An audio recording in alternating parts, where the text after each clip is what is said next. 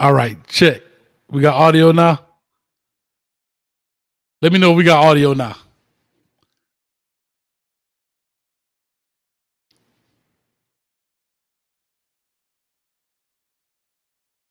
We got audio? All right, we good to go.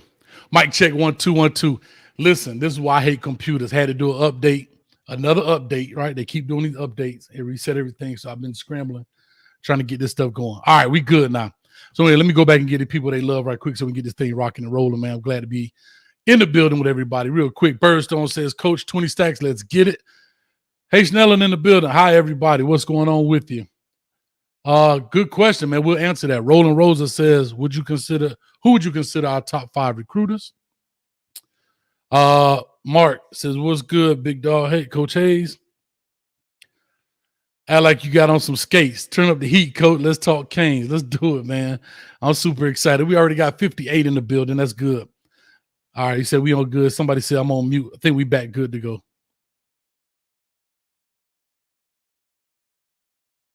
I blame Haitian Ellen. She's supposed to be the producer. She around here got me messing up, looking stupid. But anyway, we got thumbs up. Sound like we good, so let's make it happen. All right, real quick, I'm going to go ahead and pop this in. FTW says, I missed WREs. I had to take a little bit of time off after I finished the class of 22. Had to get some things done, some grown people stuff, right? So I had to do some things, taxes, all that good stuff.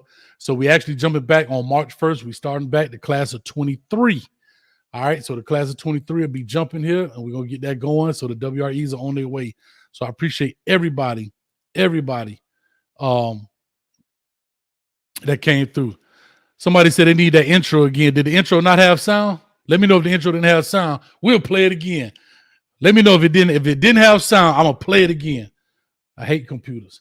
And we'll get this thing rocking and rolling. We're rocking solo today, and we only doing call-in. So I want people to call in and express their opinions about this. So anyway, let me know real quick if that intro had sound. If it didn't have sound, no, the intro didn't. So guess what? We about to go live. Act like you got them skate. Act like you got them skate. Act like you got them skate. Act like you got them skate. Act like you got them skate. Go live, finna go live. Go live, finna go live. Go live, finna go live. Go live, finna go live. Go live, finna go live. Go live, finna go live. All right, now we back live. Let's get this thing rocking and rolling today. I hope that has sound. If it has sound, then I'm done with it, man.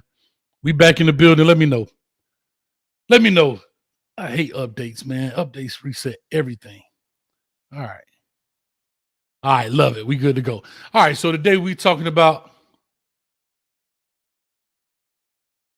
always had to bust. Okay, we good. All right, Jamal said I always had to bust a move on that intro. Hey, man, Coke got a live intro, man. What they do, Coke Dog in the building. What's up, man? That's our champ. Was it Coke Dog the champ for the fantasy league? I think Coke Dog was the champ, if I'm not mistaken. Coke Dog was the champ. All right, here we go.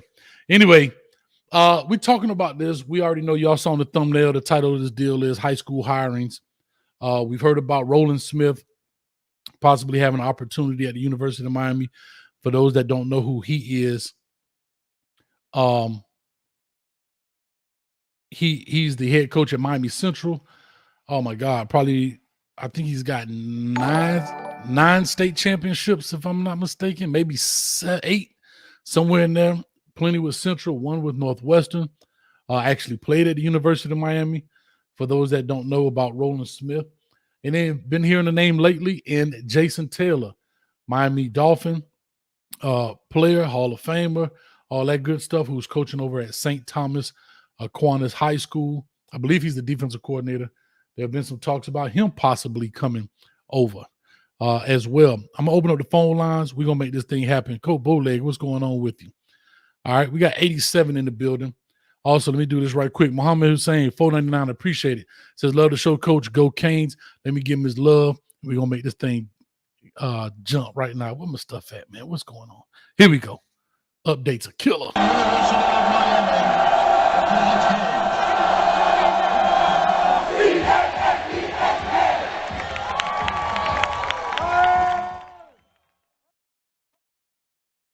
All right. So with all that being said, man, real quick, big shout out to Alex Tabio in the building from Certified Home Loans.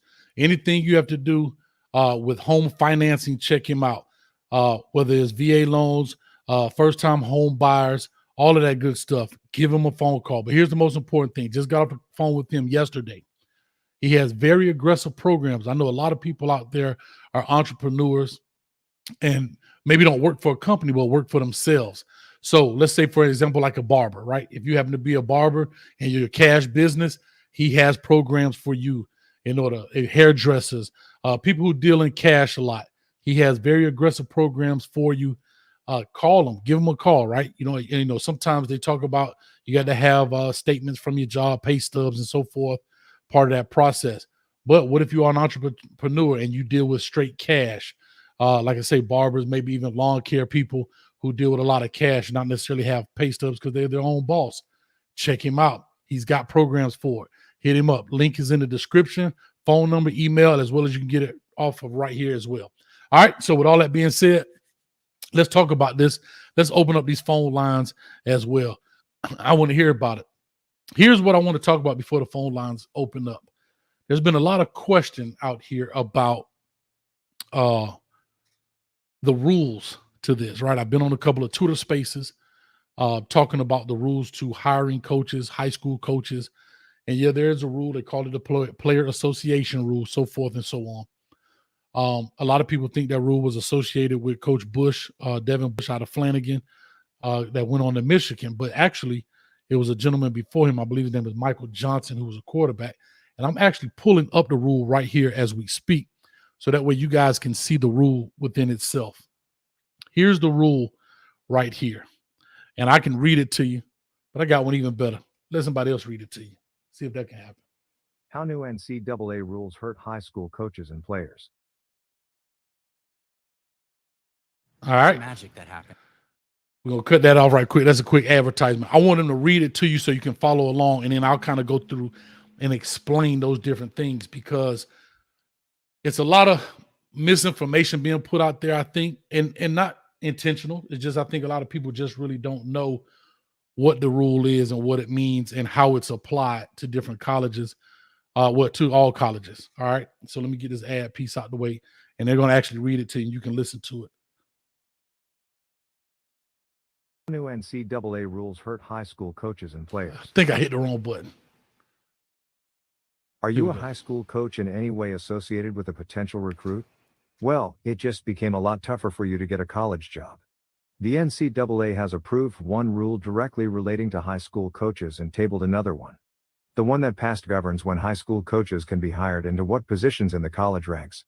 In football, during a 2-year period before a prospective student athlete's anticipated enrollment and a 2-year period after the prospective student athlete's actual enrollment, an institution shall not employ or enter into a contract for future employment with an individual associated with the prospective student athlete in any athletics department non-coaching staff position or in a strength and conditioning staff position.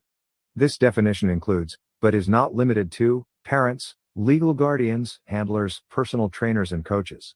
An individual who meets this definition retains such status during the enrollment of the prospective student athlete at the institution. Essentially, it means that anyone associated with a prospect cannot be hired as a non-field coach within 2 years of the prospect signing. Read. High school coaches primarily. That is a very limiting rule since there are only 9 on-field coaching positions. And if you do hire a high school coach, he can't recruit a prospect from his former school for 2 years. The intent here is simple. To prevent bigger schools from creating shim jobs that high school coaches can fill and then the college gain an advantage in recruiting. Sign up for the All right. So real quick, I hope you guys heard that. I know I'm going to go back over it. Big shout out to Quan Lee, man. What's going on, man? Ain't seen you in a while. Come holler at us, man. Phone lines are open, but holler at us, man. Phone line is open. I have to put it up there. The number is there when I change the screen. So basically, let me go back now. I can do that now. 321-328-8235. So basically what that rule is stating is that a high school coach or anybody associated with that coach, whether it's a trainer, all right, parents, it says it right there on that rule, okay, cannot be, excuse me, cane juice, cannot be associated with the player. If that high school player coach comes to that school, he must be an on the field coach. It said 9. At the time, it was 9. It is now 10 coaches. All right. So a total of 10 coach plus the head coach.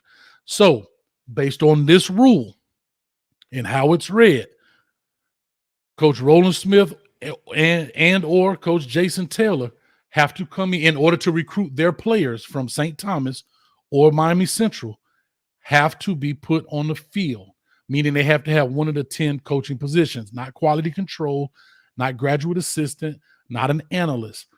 Now you can't even go into the strength and conditioning program.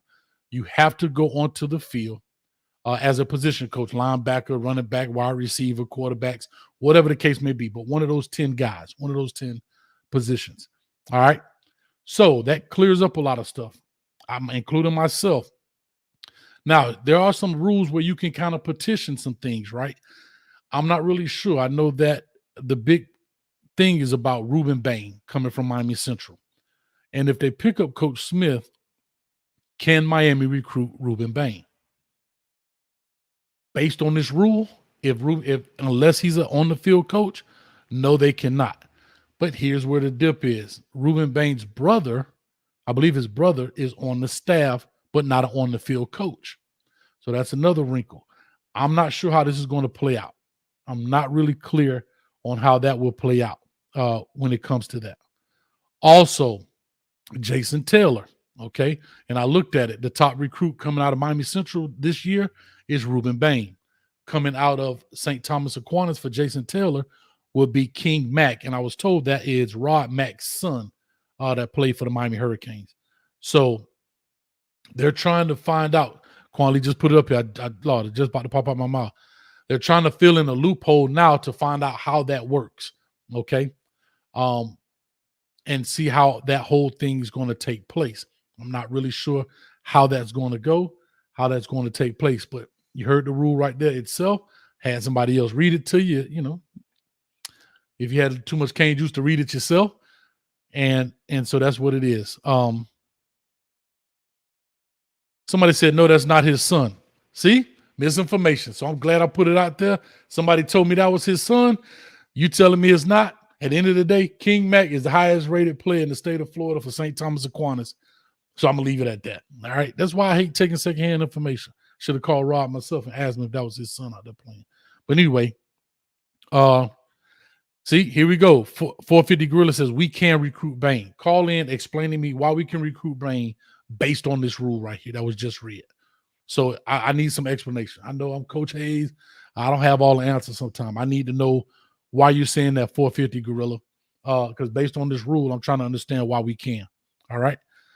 And again, it's not a question. Again, Mario Cristobal may have a petition for a particular reason on why he can. Maybe it's the brother relationship. Maybe they're getting rid of the rule and the coaches know it before we do, because I know there was some talks about them getting rid of this rule. So again, there's a whole bunch of speculation going out there, and we're going to just check it out. But again, guys, go ahead and get the number of call and hit us up. All right, here we go. Jason Taylor, I'm interested to find out this as well. Jason Taylor, I had a question in one of the Twitter spaces, if I'm not mistaken. I believe Against the Grain had a Twitter space going, and they asked me if Jason Taylor was qualified to coach that position, to coach a position in college, based on what he's doing. I'm gonna simply say yes. And it really has nothing to do with his NFL playing days more than it does his coaching stint, right? Of course, his NFL playing days adds to his resume, right? And especially being the player he is and the player he was. But he's also been coaching in high school. So what's the next step after high school? Move up, right? Now, I'm not saying he would be ready to be a coordinator right now, but he definitely can come in and be a position coach. Somebody asked a question about recruiting. I mean, he should know. He had some sons. I believe he had a son that went to Arizona. So he definitely knows about the recruiting process here from a parent side of it. He'll definitely get schooled from a coach's side on how to recruit, and he's Jason Taylor, right? Especially here in the South Florida area, especially in the Ohio area. I know I think he's from Akron. I know he played at Akron. but I'm not sure if he's from Akron, but I think he is from Ohio. So he definitely should understand that process, how to talk to parents. And he has a youth program. He does a lot of things with his youth program. So, I mean, talking in front of people, doing those type of things is not a big deal in his eyes. And who knows what kind of it's a private school, so who knows what type of recruiting tactics they used at St. Thomas, because they don't get any sanctions for recruiting. So who's to say how many living rooms he's been in since then, man? Who knows?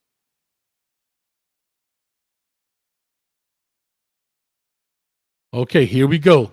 Coach, we can recruit Bain as long as Roland doesn't coach on the field for 2 years. This is where I believe this is where the mistake is happening. Randy says, Coach, we can recruit Bain as long as Roland, which is his coach, Roland Smith, doesn't coach on the field for 2 years. That is not what this rule says. Let me go back, make it clear. It says right here, essentially, it means that anyone associated with the prospect cannot be hired as a non-field coach within 2 years of the prospect signing.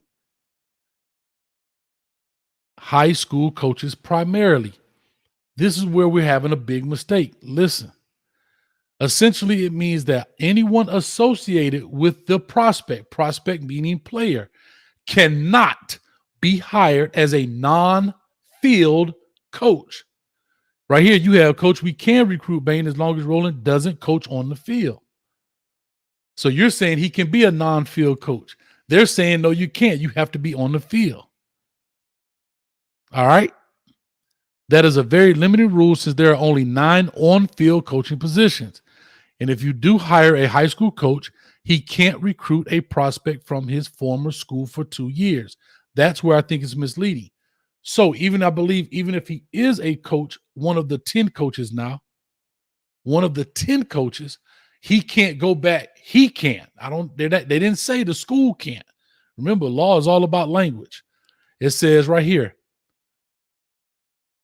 if you do hire a high school coach, he can't recruit a prospect from his former school for 2 years.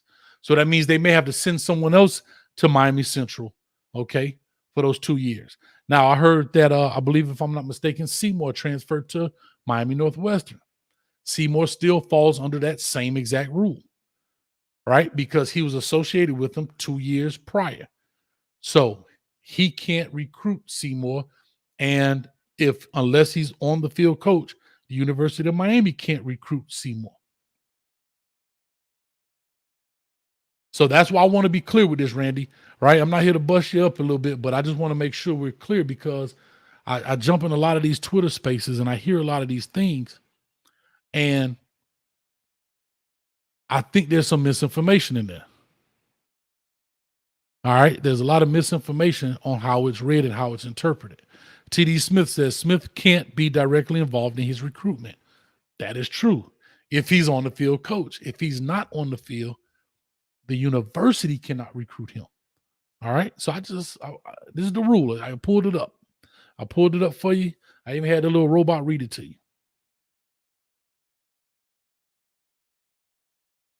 I need somebody to help me out, man. I don't know.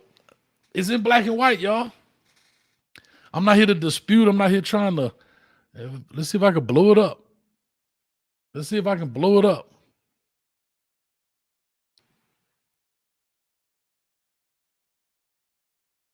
Essentially, it means that anyone associated with a prospect, associated means what? Coached him, trained him, handler. It says all these terms up here, right? Look at these terms up here. This definition includes, but not limited to, meaning it could be more than what you see here. Parents, legal guardians, handlers, personal trainers, and coaches. An individual who meets this definition retains such status during the enrollment of the prospective student athlete at the institution. They didn't even break it down in layman terms. Essentially, it means that anyone associated with the prospect cannot be hired as a non-field coach within 2 years of the prospect signing. Okay. So, yeah, we have other recruiters, Terry, but you're missing the point. Roland Smith has to be on the field.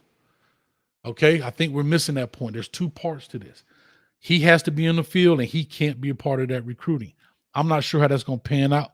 Like I say, in Mario, I trust. I'm just bringing it up because I hear a lot of left and right and left and down the middle and all over the place about this when the rule is stated right here. So, guys, you guys more than welcome to call in. Let me get back to the screen right here. 321-328-8235. Come on and give us a call. I want to hear somebody's point of view. Somebody call in. We can definitely talk about this, the recruiting class and everything else. All right. What if a player is already committed before the hire? I believe they become ineligible. It simply says that they can't enter a contract before the enrollment. That's the key. Not about the commitment, but the enrollment date. Okay, it talks about that. All right. It talks about the enrollment date. Let me see if I can look at it right here.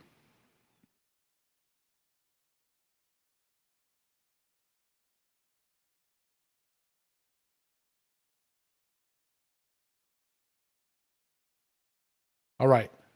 During a 2-year period before a prospective student athlete's anticipated enrollment date and a 2-year period after the prospective student athlete's actual enrollment date, an institution shall not employ, in parentheses, or enter into a contract for future employment with an individual associated with the prospective student athlete in any athletic department, non-coaching staff position, or in a strength and conditioning staff position.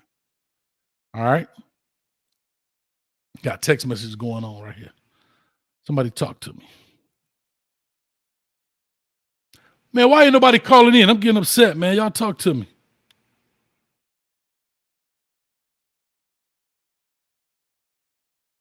Y'all guys talk to me. I need somebody to call in because I want to hear about it. Everybody typing in their thing. Ooh, what's my favorite hurricane? My favorite all-time hurricane, coach. I'm going to tell you somebody that don't get a lot of love, but I used to love that dude, man. I mean, of course, you're going to hear the Sean telling that. That Michael Irvin was special, bro. Michael Irvin was special, man. So,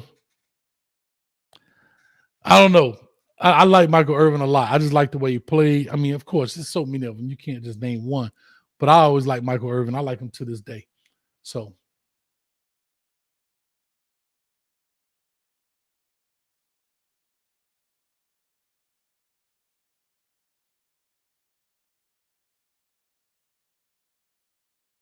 are people trying to call in? It's not coming in. Let me see.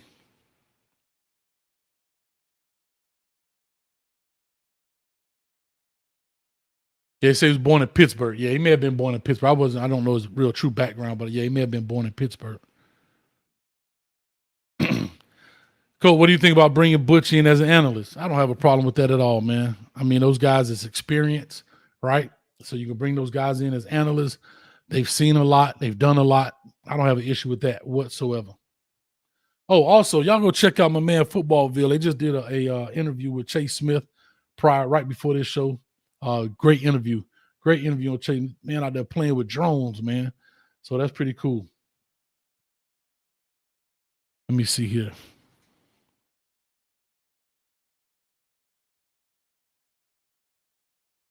So yeah, Mike was one on. Yeah, I'm a Dolphin. Listen, I'm anything Miami, bro. Hurricanes, Heat, Dolphins. I'm even a fan of the Miami Hooters, dog. When they had the Arena League, right? Y'all don't remember the Miami Hooters. You got to go way back. The Miami Soul, the soccer team. Anything got Miami in front of it, I'm cool with it. I'm all for it. All right. I mean, I've never been to a Miami Hooters game, but I support them.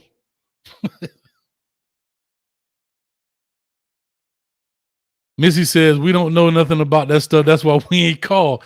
Well, it shows a lot of people in here giving their opinion about it. So, like I said, you call about anything. You call about anything. I just know I want to talk about that part. We're getting ready to start spring ball here in a second. The game is on the April, 16th, if I'm not mistaken.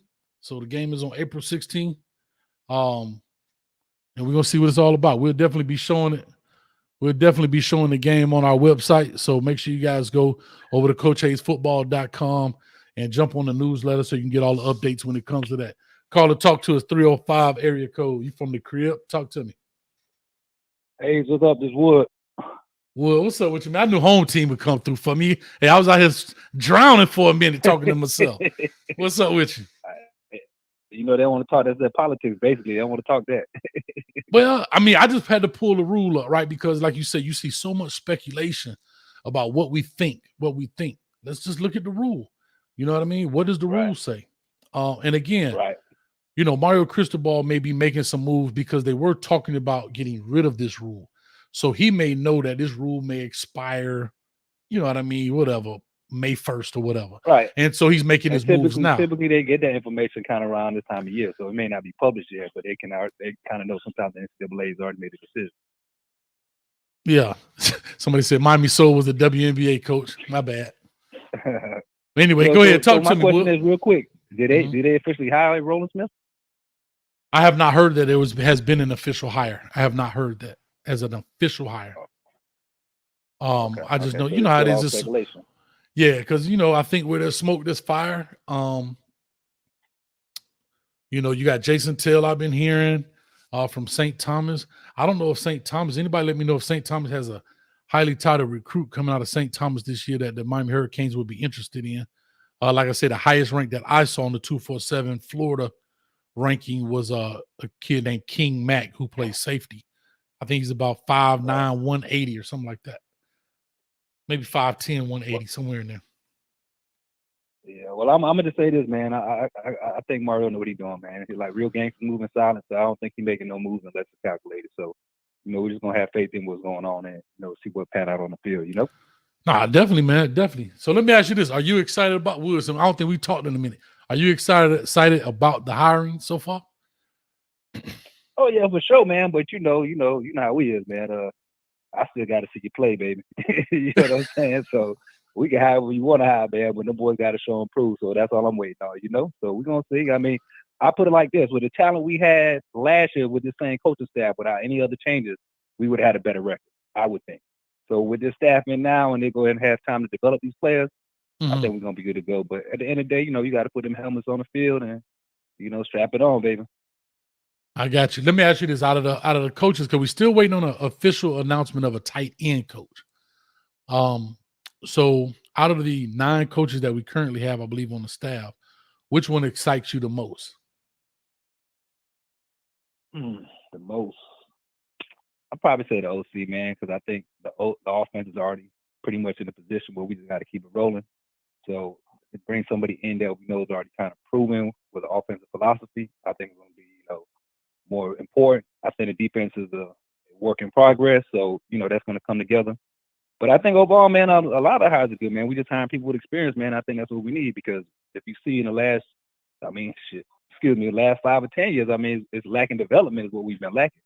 And I don't think it's really overall talent. I think we've got talent coming. They seem to get worse. so I think that's more on the coaching staff, man. So I think we're moving in the right direction, man. All right, last question, Wood. I'm going to let you go. You talked about development. Which kid or player, as Wholesome always say, we're young men, I get it. But we old dudes, right? We old, man, dog, you know we've been out of high school over 30 years, bro. We getting close. Yeah. We getting close. But anyway, see, like just yesterday, let me ask you this. Which player do you think, how do I say this, has had the biggest disservice, meaning came in with a heap of talent and got super underdeveloped, but possibly can turn that thing around? Man, that could be a lot of players, man. How this coaching staff was going. But if I had to pick one, I mean, I can't really pick one, man. I feel overall, I think the whole team, especially I want to say the O-line development, been underserviced. I feel like the linebackers been underserviced. I just feel overall, man. I just feel like, you know, almost like we always say, we had a coach that was learning on the job, man. So you can't have that, man. We a big time program, man. We can't have no cat training wheels and try to put stuff in place. So I just think overall the team started even taking on that personality of the coach, which was kind of just like a losing personality to me.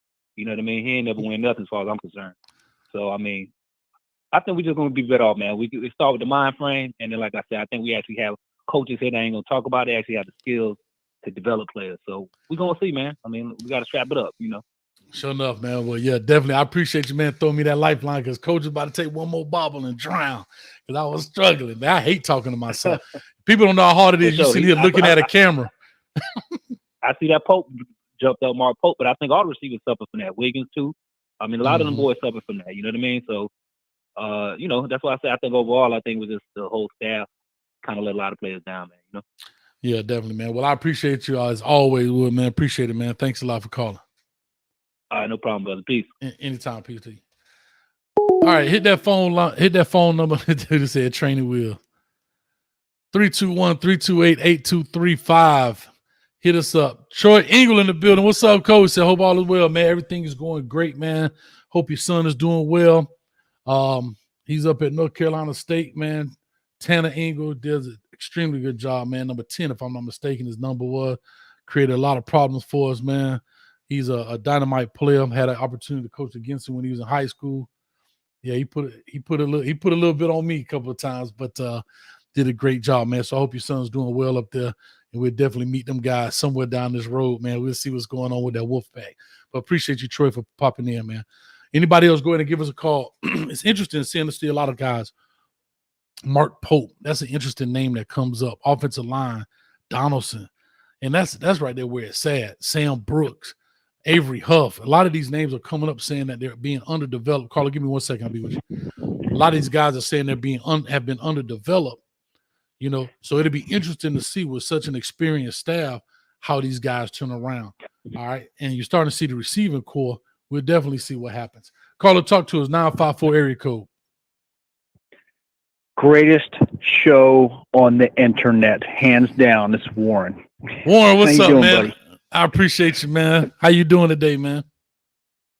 Listen, I had a fantastic weekend under horrible circumstances, but it brought a lot of things to my attention, and so I've had an outstanding weekend. And I saw your the posting for the high school. Listen, I don't think you can go wrong hiring a high school coach, especially with his resume and his track record. Listen, they know him first name. It's kind of like you. I don't know why they don't put you on the staff, but that's going to happen soon enough. So it's all good. Appreciate it. I'm just damn excited over what Mario's doing. I really am. I don't know how to say it in any other word. I'm damn excited. And I know all these coaches aren't going to last and they're not going to be lifers and stay there like Brent Venables did at Clemson for, 10 years. I know that ain't going to happen. Mm-hmm. There's too many opportunities coming up. So, but I'm super excited what the next 2 years is going to hold. If he can keep most of those coaches for 2 years, I think we got a really damn good shot at doing something really impressive that we haven't done in a long, long time. So, yeah, man, you actually bring up a very valid point because I just saw an article today talking about Josh Gaddis is already on the fast track to be the next head coach at a Power 5, if I'm not mistaken. I think I saw that in 247 today. So you potentially looking at a 1-year deal. Well, I hope not. I hope he stays for 2 years, and it's not to hold him down, to keep him back, but it's to help build something here. I mean, you got to have, you can't have constant coaching turnover because, Nick Saban can do it, but he's got such an infrastructure in place. He can handle a loss here and there and still move forward. We don't have that yet. Right. Yet is the operative phrase. So, at first have some guys stay on for 2, 3, 4 years. And then obviously when the opportunity comes up, you can't fault the man for trying to better himself and move forward. I can't fault him at all. It's great when it happens to another school and they take a hit, but it's horrible when it happens to my school. I don't like to see it, but hey, it's a fact of life and it is what it is. But I think Mario's on the right track. I really, truly do. Yeah, man. Like I say, everything is starting to pan out. So far as the coaching searches, and that's pretty much down to one last guy, which is the tight end coach. And I don't know if he's leaving that open for, maybe Josh Gaddis to bring someone in that position, or just another coach in particular. I don't know. I know Stephen Fields is fielding that role right now. I'm here all week. So, Y'all missed my joke right there? Y'all missed it? Stephen Fields is fielding. Anyway, that's why I'm a coach, not a comedian. But anyhow, he's taking up that role up right now, from my understanding, until either they put him in that role permanently or they decide to hire someone else. Not really sure. All right, let me ask you a question. I know it's your show and you like to do the hosting, but let me ask you, because I want your coaching expertise and knowledge to answer this question for me. All right. Who do you see that he hired is going to make the best impact or the most significant impact? Maybe not an immediate one. It may be, whatever, but who do you see as the most profound hire that Mario's done? Charlie Strong. I say Charlie Strong because our linebacking core, it's horrible. you know what it was? I think it was just no chemistry. I don't think it was any real teaching going on. I don't know if there was. I think it was a lot of, in coaches sometimes, man, we just give a playbook and we assume players know, right? And there's two reasons why coaches don't teach. Either one, they can't teach, like they don't know how to teach, or two, they don't know what's going on themselves. Okay. And that's the truth. And that's in any profession. I was talking to someone earlier about this, about coaching. Coaching is just another word for teacher, right? It's just sport. Correct. And imagine if you were a student in my class and I just simply said, hey, Warren, 2 + 2 is 4. 2 + 3 is 5. 2 + 4 is 6. But I never pull out the 2 apples and 2 apples. I never use anything visually to help you understand that. It'll be very hard for you to grasp that concept. You understand what I'm saying? Mm-hmm. And Absolutely. It's the same thing in coaching. You see so many coaches open up your playbook. All right, you see right here on call 1, you're going to blitz through the C gap.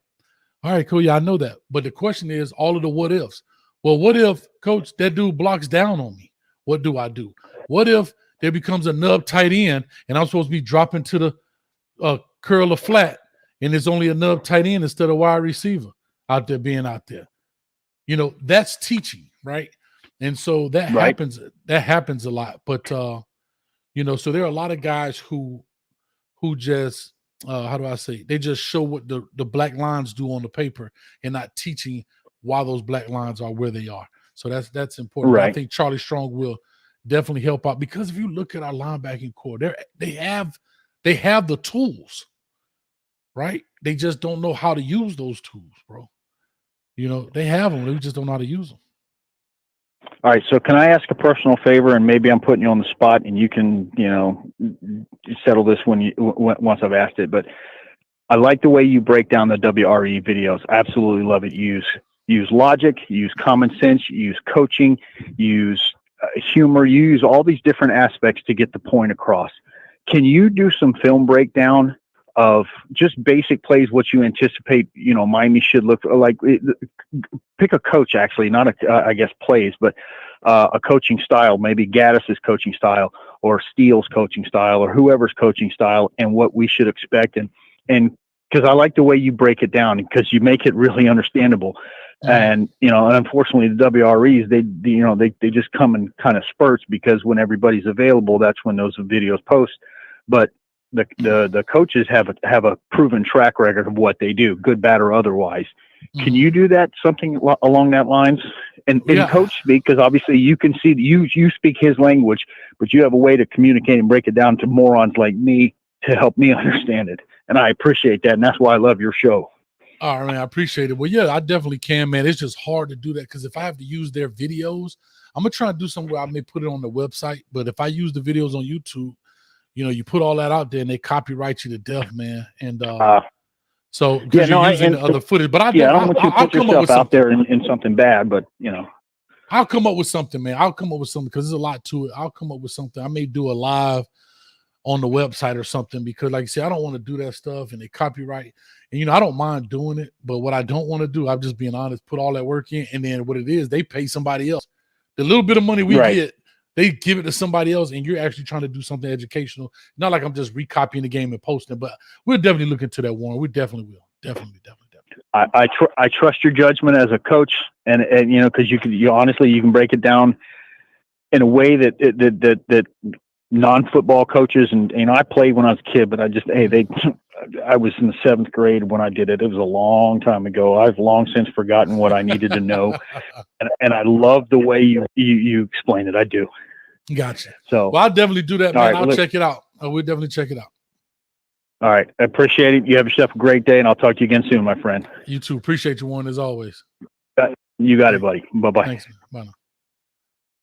All right, man. Big shout out to Warren in the building, man. Big thank you for him, man. Always been a long-time supporter. But, yeah, I would love to do those breakdowns for you guys. To be very honest, YouTube is tough on us. So I would love to do some stuff when it comes on to our website. I may do things there. When you have your own, you can do your own thing. Got to call a 321 area code. Give us your name, where you're calling from. Yo, Coach Hayes, what's going on, man? I'm calling out Orlando. How you doing? All right, man. What's going on with you, man? Man, nothing much, man. I just want to say, man, I appreciate the show that you got going on right now, man, because this show is very informative, man. Thank you, man. I appreciate that. It means a lot. It means a lot. Yeah, for sure. Yeah, so I wanted to say, man, I agree with you with the Charlie Strong statement that me personally, Charlie Strong was my DC since the beginning, because he was the guy that, if you remember, he was the guy that was the DC at Florida back in the early 2000s when them guys was going to win the national championships 2 times. I think when 06 and 08, right? 06, 08 now? Yeah, I think it was 06 and 08 when Charlie Strong was the DC over there at Florida when they I had believe won the so. national titles. I believe so. Yeah. Yes.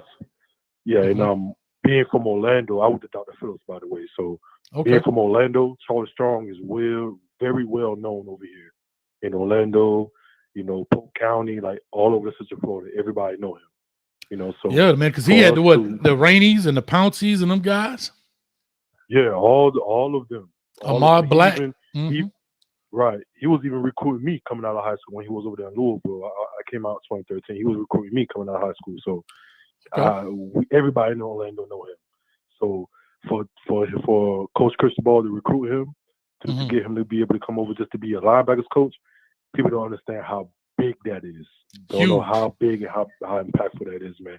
And also, I think he might set him up to be maybe a DC. Maybe Coach Steele might be here for maybe the next 2 years, and he might end up retiring, and Charles Strong right there can take DC job. Yeah, so I think he has the DC. I think he has the DC, the co-DC tag on him, right? I think he already has that here. Also, it's interesting though, because I'm actually thinking in reverse. I'm thinking that Kevin Steele may end his career here, and Charlie Strong will only be here for maybe a year or two. Still relatively young. He still has admirations of probably becoming a head coach again, or at least a defensive coordinator. Who knows? Right. I don't know, but I actually, just because of age, I was thinking maybe in the reverse, that Kevin Steele, because I think he's 63, he may want to finish out his career here at Miami. He probably do maybe another 5 or 6 years, maybe 4 or 5 years, who knows? Enjoy his family. I don't know if he does or doesn't, but have grandkids, enjoy them while he's still up, up and moving. Right. Because that college coaching is a grind, bro. It's a grind. Oh, man, I know. Because here's the thing. He probably missed a lot of his kids growing up.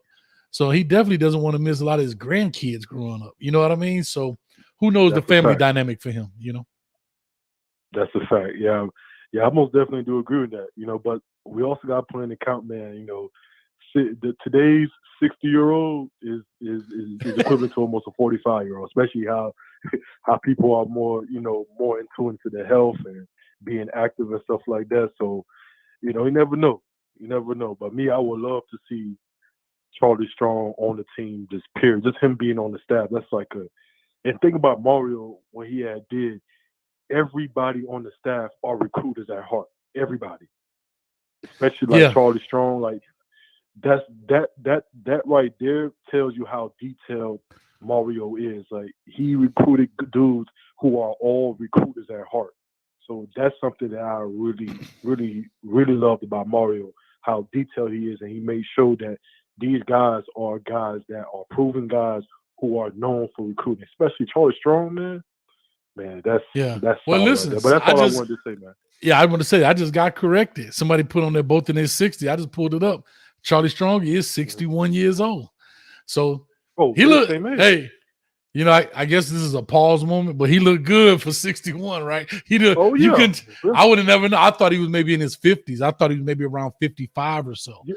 So I didn't think he was 61. Like I said, he recruited me out of high school. He came down to come see me when I used to play at Dr. Phillips, and man, he looked every bit in his whole era. He has a very young, energetic like attitude. Like when you see him in person, he looks like he's maybe at the youngest mid-40s. Yeah, he yoked up too now. Yeah, he yoked. Yeah, he's solid. Yeah. He's solid. Yeah. You won't even. But yeah, I appreciate it, man. I don't want to take up too much of your time. I know you got other calls calling in, but appreciate it, man. Anytime, man. Appreciate you. Thanks for calling, man. All right. All right, man. Big shout out to that dude, man. Here we go, man. Kevin Steele. Hey, for the internet undefeated, man. Kevin Steele is a hard 63. Y'all tough, boy. Y'all tough. Y'all tough, man. But no, I would not have guessed that he was 61 years old. I thought he was around 55, no older than 57. Caller, talk to a 786 area code. Where you calling from? What's your name? Hollywood, Florida, baby. I love it. What's this. going on? Chilling, man. This first time caller. Love your show. You know, live and die with my Canes. You like everybody else here. Orange Sure. and green, bleeding it. I love it. I love it, man. It's always go Canes, man. So talk to us. What's going on? Well, you know, I was just, you know, as far as the way I see things, I'm very ecstatic the way the coaching staff is filling out. I think Mario has a plan. I kind of agree with what I heard some commentary. I think y'all were talking, you and Streeter and X were talking about different things that were going on as far as whether Jason Taylor would be a good on the field coach versus off the field coach and Van Dyke and like that whole dynamic there. So like for me, it was a big deal that, you know, I think that him being on the field, it's not a good look, you know, with Van Dyke in the situation with him wanting to be on the field. But you tell me what you think, you know. I think he'd be better suited as an off the field analyst, at least since he hasn't had that experience just yet. You know what I mean? Like, that's just my thought. You talking about Van Dyke?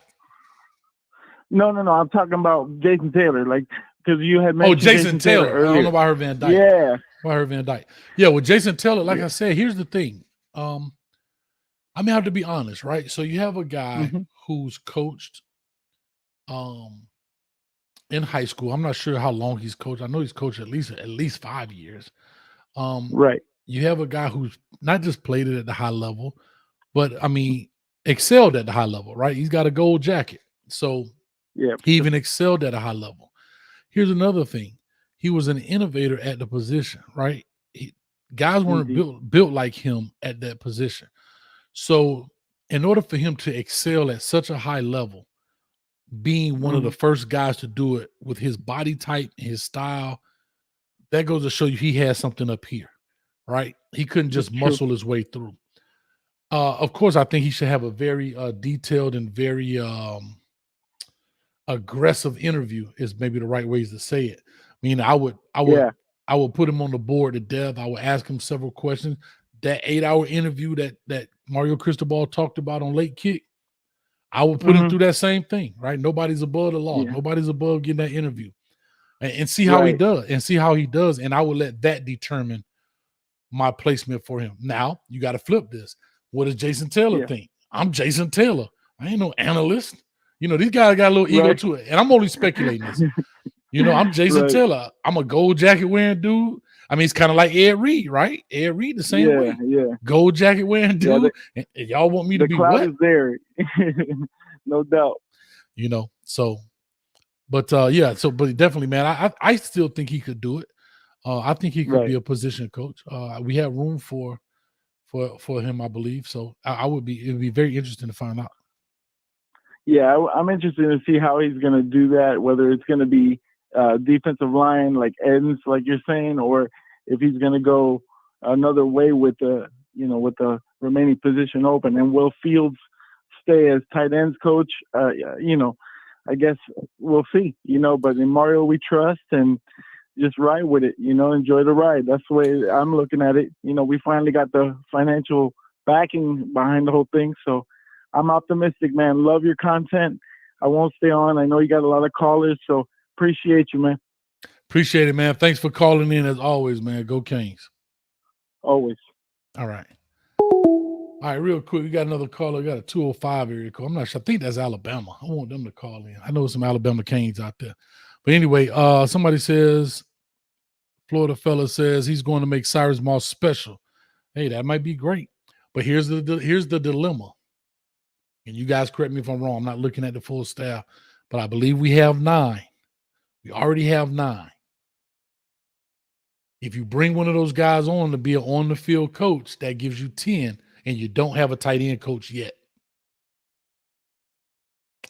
Got to think about those numbers, man. You got to think about those numbers, right? So if we have 9, let's go through it now. Defensive line. Okay, Salavea. Hope I'm saying his name right. Salavea. Somebody corrected me. Kevin Steele, Charlie Strong, Adai. That's 4. Offensively, Mirabal, Kevin Smith, Josh Gaddis, Frank Ponce. That's 8. All right, so we got 2 spots open. So we got 2 spots. We can bring in the tight end coach, and then we can bring in that odd defensive player, whether it be the defensive end guy, if we want to go that route. You want to bring the outside linebacker like we did in Ishmael last year. So we got 2 spots available. Offensively, we're going to leave 1 for the tight end coach, I would assume. And then on the defensive side, we got room for 1. Now, again, both of those guys, Jason Taylor, probably defensive end, and Roland Smith works with the DBs, right? So he's a DB guy. So maybe that's what it is, man.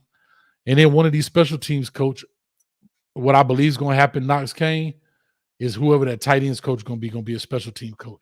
Now, has been some speculation that D-Train, old Dennis Smith, who was around for a long time. He's been around for a long time. He was back there at FIU with Coach Cristobal.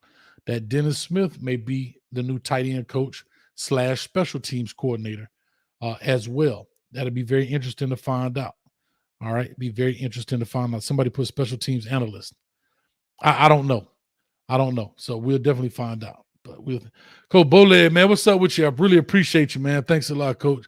Thanks for always checking in on me, man. All right. I want to open up something that I saw was interesting. I know I'm supposed to be talking about Jason Taylor, but I am bringing this up because of it's talking about some recruitment, man. And I'm a person.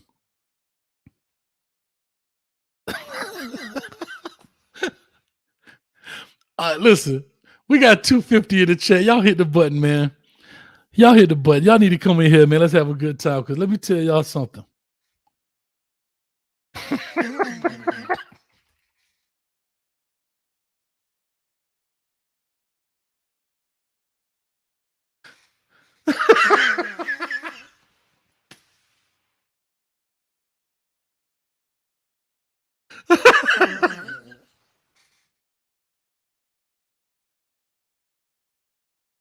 Oh my God.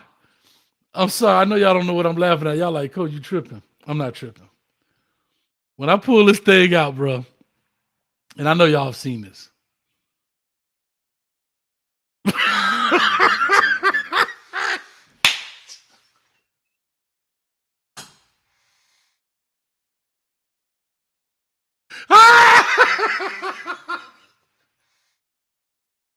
When you tell me you got some grown men doing it. All right. Hey, shut up. All right, here we go. All right, let's go to the screen. Here we go. Go.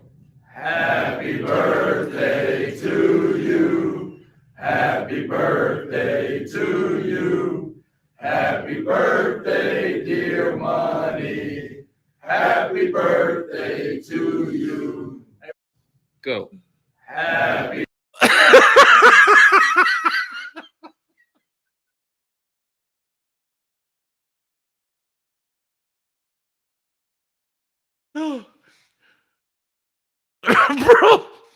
Bro, the things people do for their jobs, dog.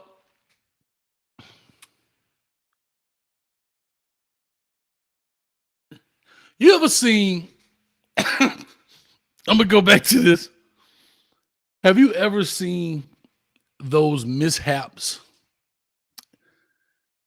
And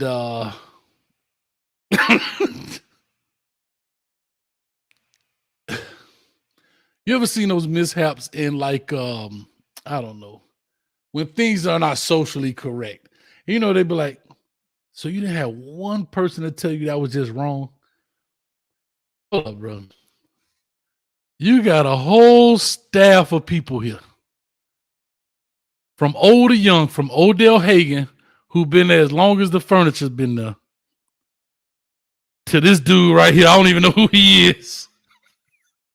How about this cat right here? And nobody said, hey, coach, not only is this a bad idea, but this pink little, hold up, this pink little cake, it ain't the deal, coach. And then you got my brother right here with the hand motion. Hold on. Let me go back. Here's the worst part. I mean, you got this almost like Love and Hip Hop, right? Where you guys had some distinguished artists. And now they just doing it. Like, come on, bro. Look at Randy. No, this is Randy Shannon, bro. This is Randy Shannon. Look at Odell Hagen, man. Ron Dugan. I'm going to leave my dog out of this. Look at Rat, man, from Rat Pack, right out of Central Florida, man.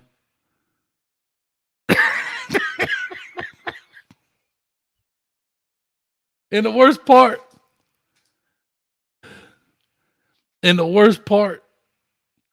is they didn't even edit the thing. The whole thing, he be like, go. Happy birthday. And then they got the My Little Pony cake right here. Look at this cake. You trying to recruit a 17, 18-year-old monster, and you give him a little pink cake. My question is, what budget did that come out of? Did he pull the money out of his pocket and say, hey, and then who went to go get it? My man scratching his head like, man, you for real? We got to put this on tape. We about to go viral, cuz. This is terrible. Y'all listen one more time. We're going to analyze it like a football play. First of all, the alignment is all wrong. The alignment is terrible right now. Go. Happy birthday to you. Happy birthday to you. Look at Odell Hagen, bro. Look at Odell Hagen like, bruh, I played at this university. I have been part of some of the best teams Florida State has ever seen. I have coached some of the best players and been a part of some of the best players that ever come through here. In my career, the recruiting process has come to this. That I got to sing happy birthday to a recruit. Not a guy that's on my team. Oh, my God, bro. Just watch Odell Hagen's face. Forget the rest of it. I'm sorry. Watch Odell. That's him back here. You know, I know it's Florida State, but I got a lot of respect for Odell Hagen and what he's doing. Watch his face. Go. Happy birthday to you.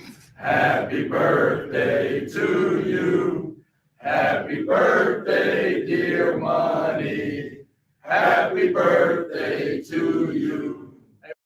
Go. Happy birthday to you.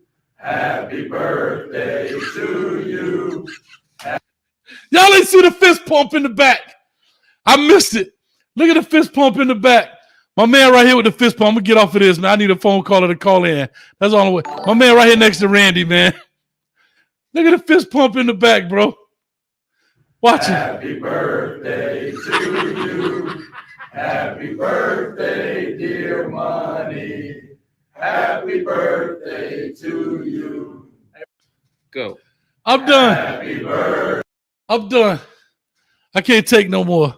Hurricane Millie, I appreciate you. Jameis Winston stole the cake with the crab legs.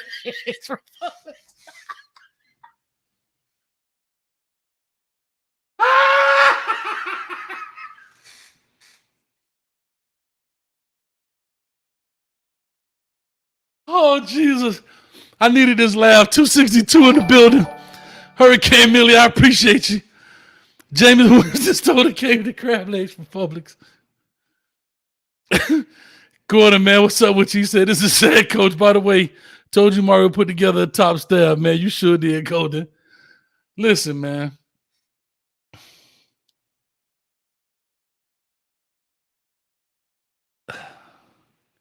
All I'm saying is a school like, I would expect this from a program, and I'm not here to knock Florida State.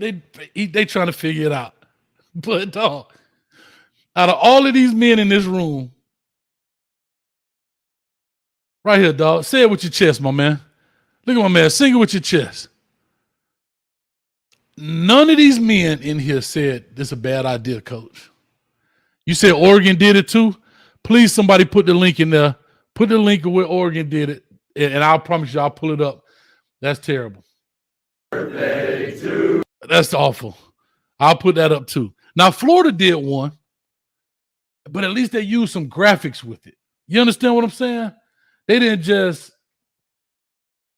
oh my God.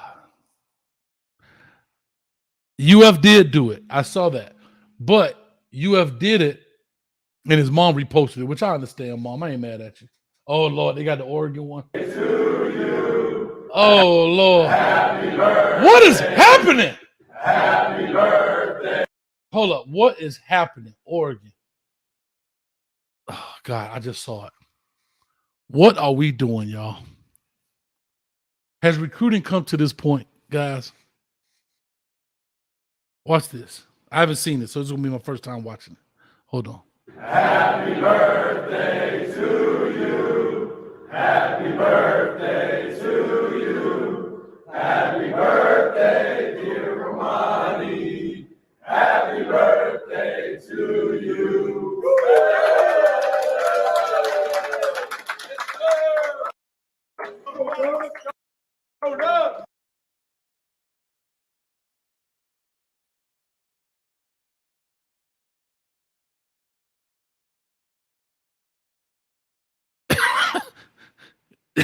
Nick says, copycat lead. Wait till Miami do it. If Miami does this, I'm going to lose. I swear. I'm going to lose respect, bro.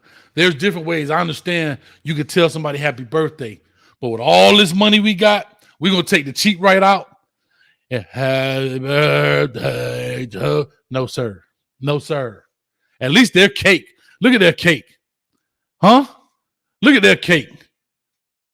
It ain't no My Little Pony. It ain't pink.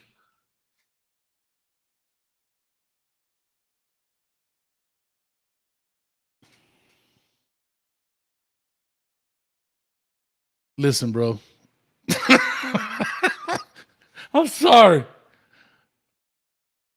Don Snap said Mario ain't doing that guy. Listen, man.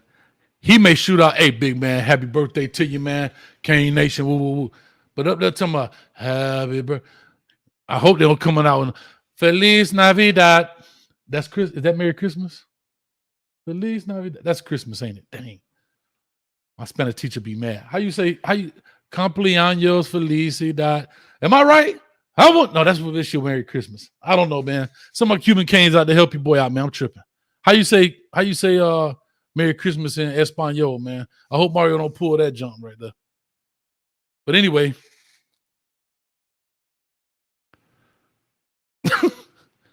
I need a phone call. Somebody call in, man. If not, I'm going to call somebody's house. I'm just going to pick a number and call their house. Whoever called here, I'm going to call them back. Y'all ain't going to do me like that. Real quick, man, let me break out of this, man. Did I get right here? Gordon, appreciate the $10, man. Hurricane Miller, appreciate the $4.99. Let me give y'all boys y'all love, man. And we're going to jump into another phone call, man.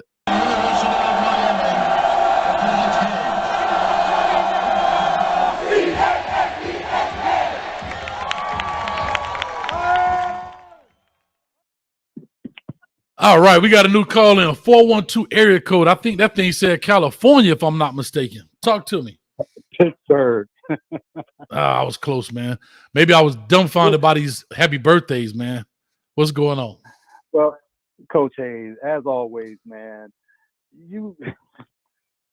it's a new day. I understand everybody's doing it. Even I'm a Gator fan, so even the Gators, they didn't do a happy birthday. They did a video with the players and the coaches wishing the guy happy birthday. Cool with that. I feel that Florida schools, as far as the NIL is concerned, which you probably well know how much you already know what it is. Happy birthday, my boy. to do. I'm sorry. Go ahead. Can just give them. I'm sorry. I'm sorry. I hit the button by accident. It was playing something on top of you. Go ahead.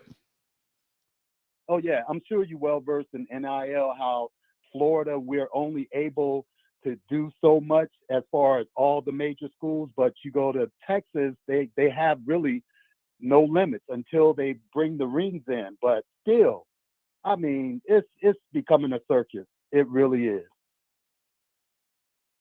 No, see, here's the thing, right? I'm all for the recruiting. I understand, right? It's a me generation now. These kids want likes. You know, like this is something else I don't understand. These kids want you to go to their Instagram page and follow them, and they got 4 pictures on their Instagram page.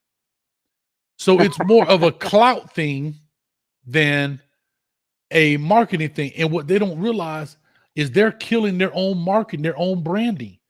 If you have, I see kids with 20,000 Instagram followers and they got 3 pictures up there, right? If you got 20,000, you know how hard I work to get 20,000 subscribers? These dudes got 20,000 and they got 3 pictures when guess what? They could be marketing themselves right now, but they don't know how to use it. It's more about clout to say, yeah, I got 20,000 followers on Instagram, but you're not doing anything with these 20,000 people. Absolutely. And a lot of times those people that follow them because their school or the school that they follow is recruiting them. And as soon as the kid commits, then half of those people go away, if not more. Exactly. And then here's another thing, right? Talk about branding. Imagine an NIL deal comes to you. You can actually, check this out. You can actually ask for more or whatever it is because you already have a following. Like that's business. If think about this.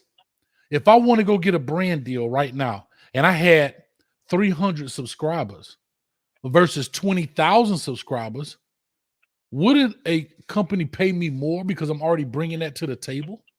So I'm saying, look, guys, not only am I University of Florida or University of Miami or whatever, right, guy coming in, but I'm coming in with 20,000 people at the push of a button. That right there is already what? That's right there helping in what? Customer acquisition cost. See, that's business. Nobody's teaching them these guys this stuff. Anyway, I could go on for days about this, man. When you just gonna hold a class for these kids? I want to, man, but they got to sign up. See, a lot of people don't want to learn because it's easy right now. It's easy. It's funny. Me and Streeter talk about this all the time. You know, it's another thing that amazes me, and I'm gonna put him out there, that dog, but I tell him I'm doing the same thing here. There's no reason in the world. I'm gonna put him out there because he deserves to be put out there.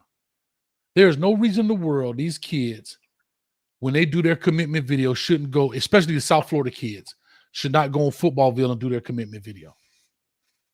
Because you know why?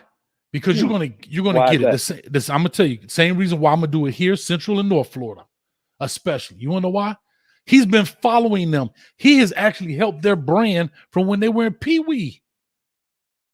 You got videos of Brashard Smith when his helmet was too big.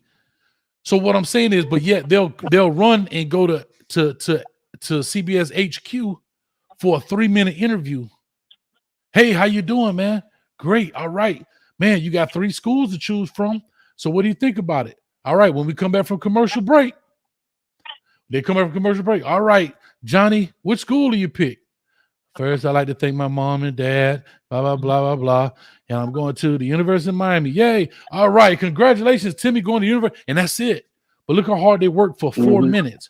When you got guys like him, myself, other guys who will make it an event. You can get the mom on there. Yeah. Hey, mom, what do you feel about this? Because people don't think about the long run. When that kid starts to have kids, he can do what?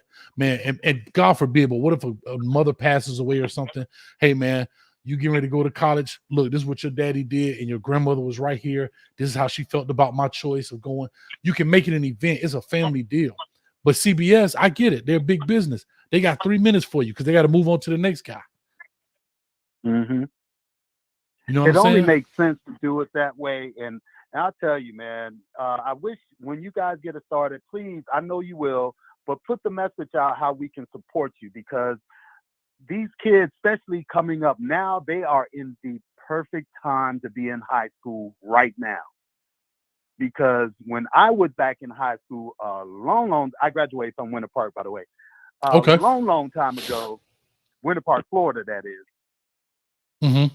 A long time ago, of course, they didn't even, we were happy to get a damn t-shirt, Right. let alone sit down and negotiate a contract of making money before I even step on the field. If these kids don't take advantage of what you're about to put out, it's on them.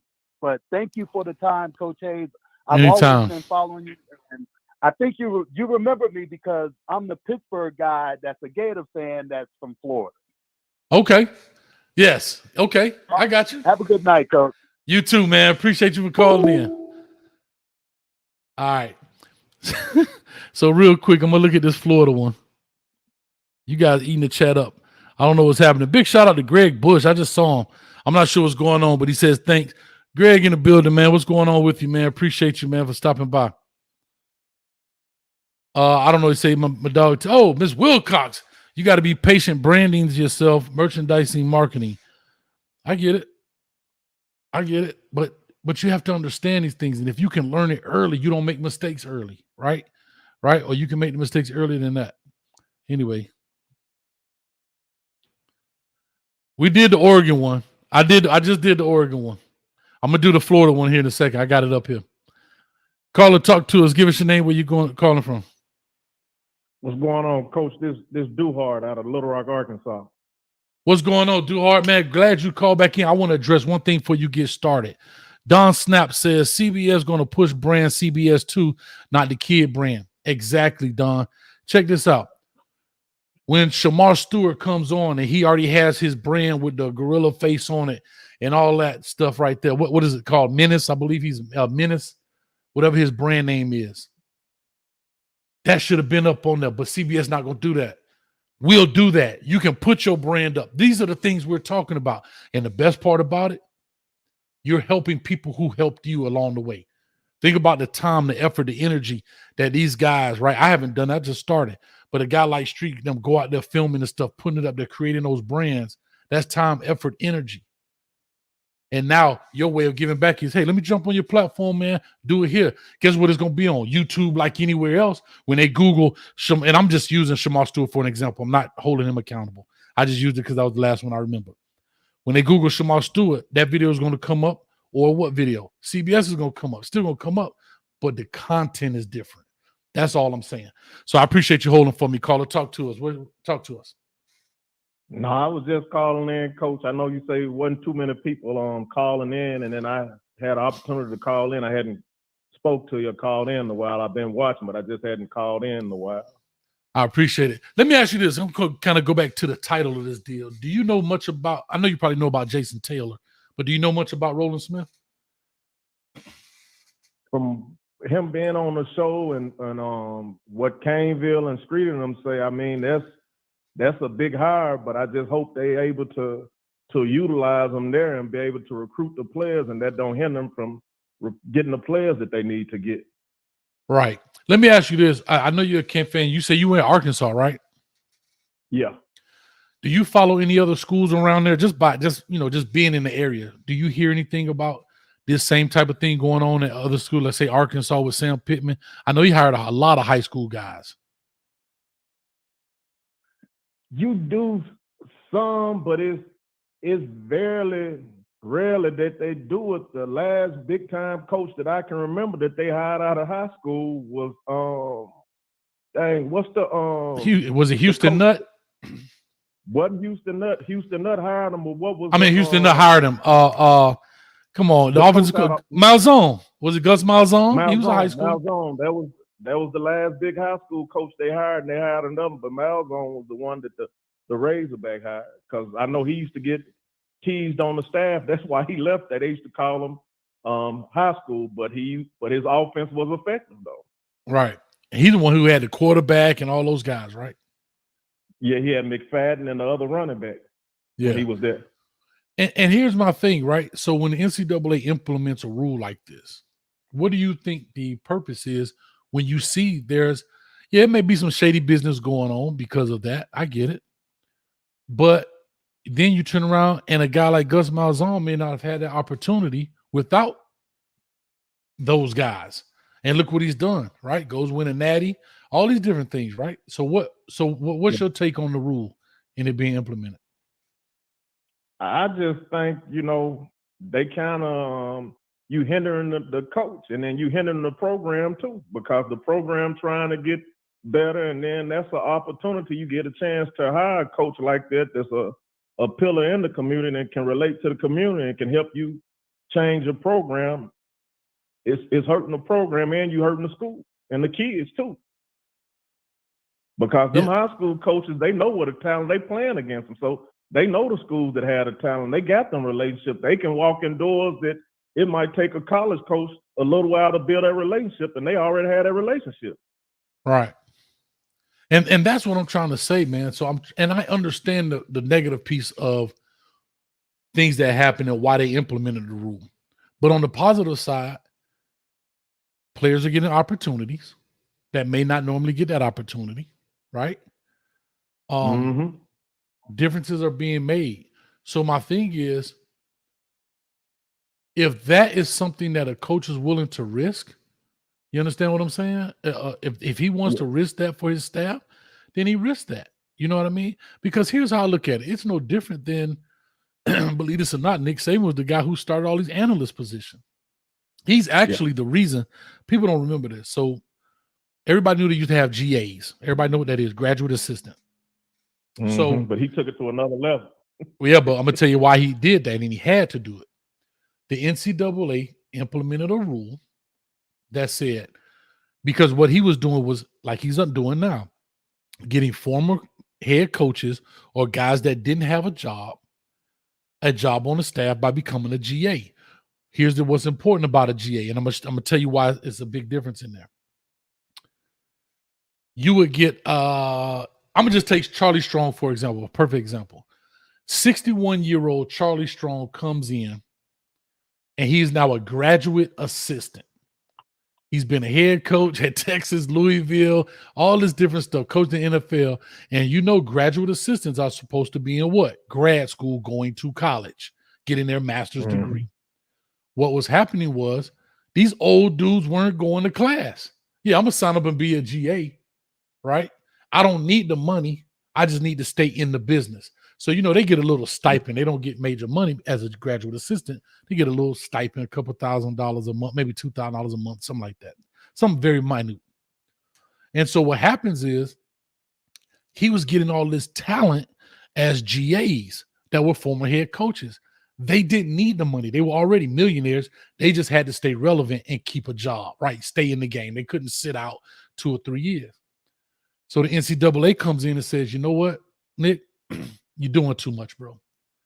We're going to implement a rule that only GAs, you can only become a GA if you're 7 years removed from college, from your undergrad. So from the time you graduate to your 7th year, you can become a GA, unless you have an exception like you were in the NFL or you were in the military, something extraordinary, not just because you were coaching. Yeah. So that's when Nick Saban comes up with the what? The analyst roles, right? Yeah. And quality control. NCAA says, yeah, you can get that, but they can't be on the field coaches. So that's why you have all these analysts and all these quality control guys These are just titles. But that's why they stopped them from going on the field giving instruction. They can run meetings, they can do all those things, but they can't be on the field during practice time giving instruction. But here's the funny thing: the GA, the little young 24-year-old dude, can be on the field with with one of the 10 coaches and give instruction. And that's how that whole thing started. So as long as you could pay for analysts, you could have 1,000 analysts. They just can't be on the field as long as you can pay for them. But the NFL is totally different. So I just wanted to kind of bring that to light. A lot of people don't realize what the quality control and analysts do. That's why you see a lot of older people in those roles, and the younger guys are in the GA because you can only be 7 years removed from your college degree. Makes sense. Makes sense. Yep. So I just wanted to say that, man. So other than that, anything else? No, you was asking the question about, who the biggest impact gonna be, the biggest impact on the coaching staff and the players from the coaching staff. I think it's gonna be Mario. Ooh, because I like that call. He the one gonna set the temperature in the room, set the tone for the whole program, and that was big. What the interview that I seen today, Streeter with Chase Smith. Chase Smith said he was sick. And Mario brought him food, not a grad assistant or somebody. The coach did that. Personally brought it himself. That's big. That's huge. That's huge. So if the head coach is all in, guess what? Everybody else got to follow suit. Nah, that's huge right there. That's huge. That's big time. That's big time. Yeah. I was getting ready for this, so I was in and out of the interview. I had it playing, but I was in and out the room, up and down and all that stuff. But I'm going to go back and definitely watch it. But I did see the last piece where you were talking about the drone and all that. But that's big time, man. That's a good call. So let me ask you part 2 of that. All right, we established the head coach. What assistant coach is going to be that guy?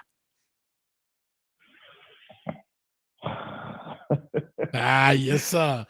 That's why they always say that, hey, the last man with the pen win. Go ahead. That was tough. I would say it's going to be between, I say Charlie and the DB coach that they hired. A day, I believe his name is. Yeah, because that's what we need to see, the biggest improvement. That hurt us, and then just the impact players. I would say who I really want to see improve is them young guys that got on the field and them freshmen that got to play last year. I want to see them take their game to another level. And if they're able to do that, that's going to be real big for the program. It will be. That'll be huge, bro. That'll be huge, man. That'll be huge. But, man, I appreciate you calling. Oh, go ahead. I'm sorry. Go ahead. Because they got the coaches. Like I say, Mario, though, he the one that really on the coaching staff. We talking about assistants, but him, and then he's hiring these big-time coaches and stuff. But a lot of coaches that hire these assistants that can coach and have these big-time coaches, a lot of coaches' ego too big to let them do their job. That was Manning's problem. He wouldn't let that DB coach. He had good coaches, but he handcuffed. That's why you bring great coaches there. You can't be the smartest man in the room. Somebody got to be able to say, hey, coach, I know this your program, you're doing this, but I feel this will be better. I let them coach. Them coaches got to be able to coach where they can become defensive coordinators and go on and become head coaches. You got to let them flourish and grow into who they're going to be. You know what I was about to say, right? You say about the smartest man in the room. I was about to say, well, guess what? Coach Norvell was the smartest man in the room when he came with a happy birthday cake. That was terrible, bro. Somebody should have said, bro, don't do it, coach. Hey, if I was one of them coaches, I would have called out sick. No, Mario ain't gonna do that. No, I just don't. I don't see Mario doing it. That ain't. I don't see him doing that. That's terrible. I just don't see that. That's terrible, man. All right, well, I appreciate you, man, calling in as always. I got a dono here, man, so I'm gonna go ahead and get to that, and we're gonna take some more calls. I see one of my buddies in here. I hope he can definitely call in too, man. All right, coach, you have a good one. All right, you too. Thanks a lot for calling, bro. All right, big shout out to Arrow Walker, $9.99, showing support. Golly, couldn't even get it through. Showing support. Caller, hold on for me 1 second. Let me get the dono some love. So he says, showing the support. Let me go ahead and hit you off, man. Appreciate it very much, and we're going to give it to the caller right after this. University of Miami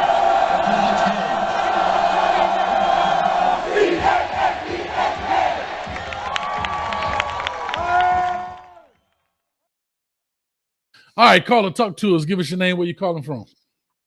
What up, Coach Chase, man? This is J Love T, straight out of North Miami, man. How you doing, brother? Happy Sunday, and thank you, God, for another day. Hope I didn't offend nobody saying that preacher knows my Lord and Savior Jesus Christ. I appreciate you, J Love T. I'm glad you called in because one thing I know about you, you're not a sensitive guy. And somebody told me a secret about you, man. And I don't want you. Yeah, they did, man. And I'm gonna put it out here because I don't, I believe it is what it is, dog. Somebody told me this, man.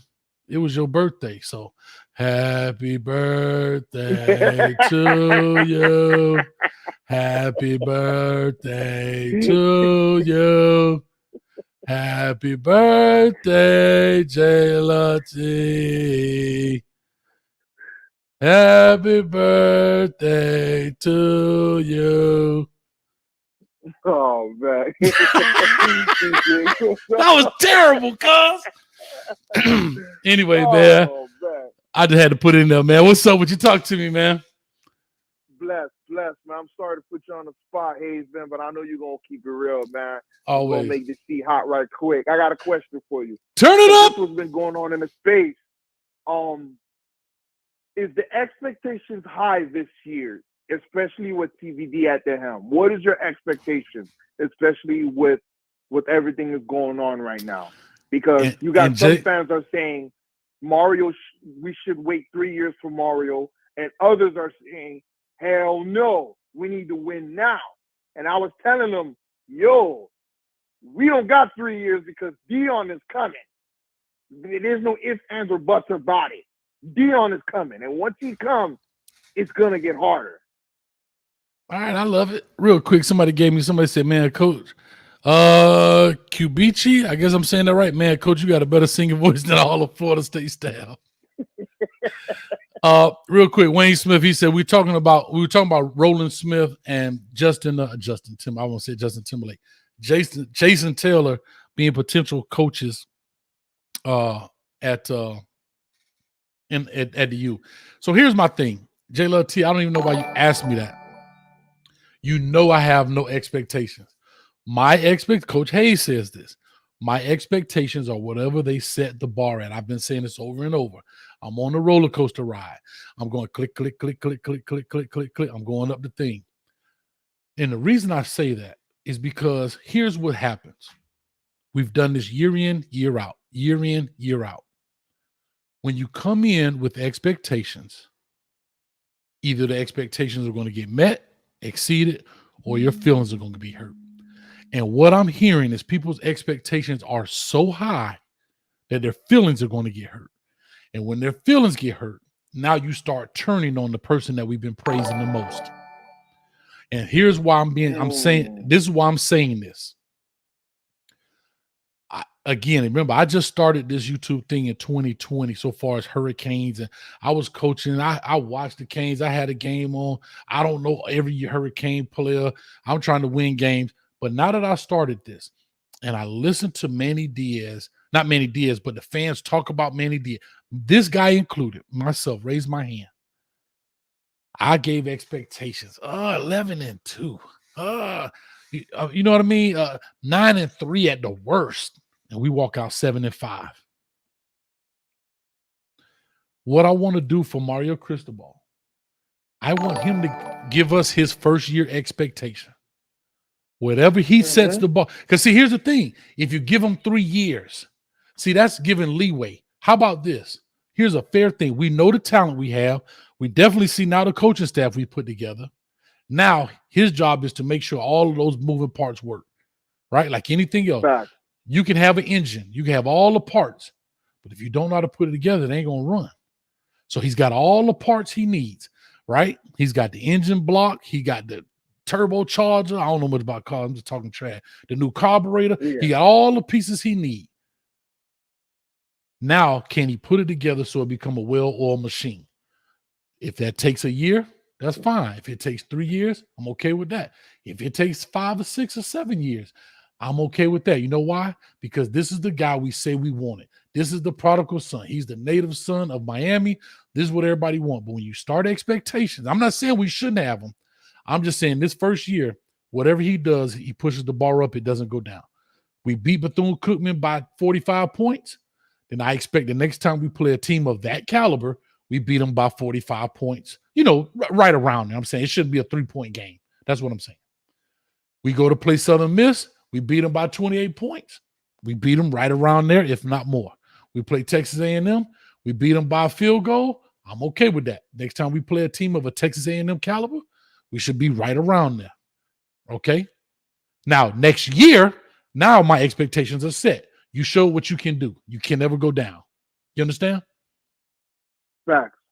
That's how I look at it. That's how I look at it. I hear the expectations. We're doing the same thing now that we did to to Manny Diaz, to Mark Richt, to Al Golden, to Randy Shannon. Am I right? You're right. Facts. Randy comes in, number one recruiting class. We going to the ship. We gonna win this. Blah blah blah blah blah blah blah blah blah blah blah blah blah. And then what? Expectations, feelings hurt. Now you sitting in the corner crying. Okay. Great. So that's my opinion. I'm not telling anybody else not to have their own. Do you? But for me, I'm gonna enjoy this like as it goes up. And then I'm going to build my expectations as I see. After I see that Bethune game, I'm going to say, man, even though it's Bethune, I'm looking at it from a coaching perspective. I like the way these guys are meshing. I like the play call. I like the way these things. Now my expectations are going to build to game 2, Southern Miss, right?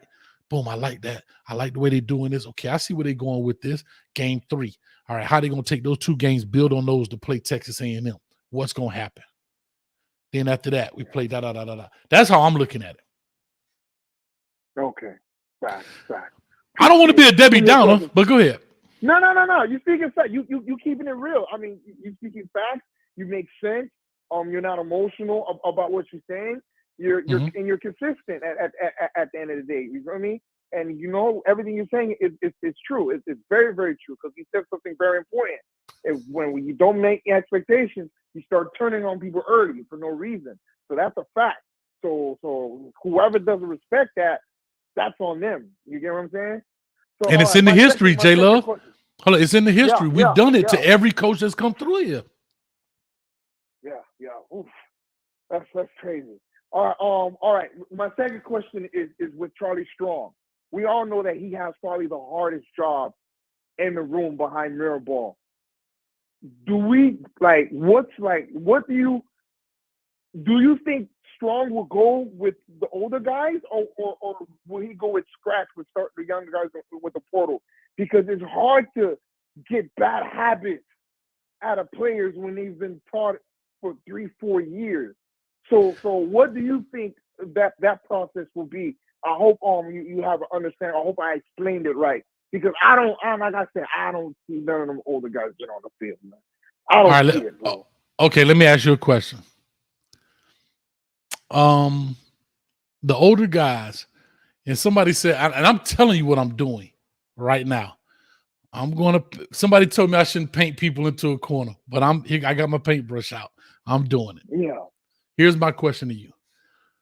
What's wrong with the older guys? Are they not good? They're slow. That's number one. They slow. Why are they slow? Tomboy, slow. But why are they slow? Man, development. Man, probably what they're being taught, probably thinking too much. Okay. I see a lot of film. You see a lot of hesitation. Hold on. You can stop there. You can stop there. You already said the key word, which is what? You just said it. Start with a D. You said what starts with development?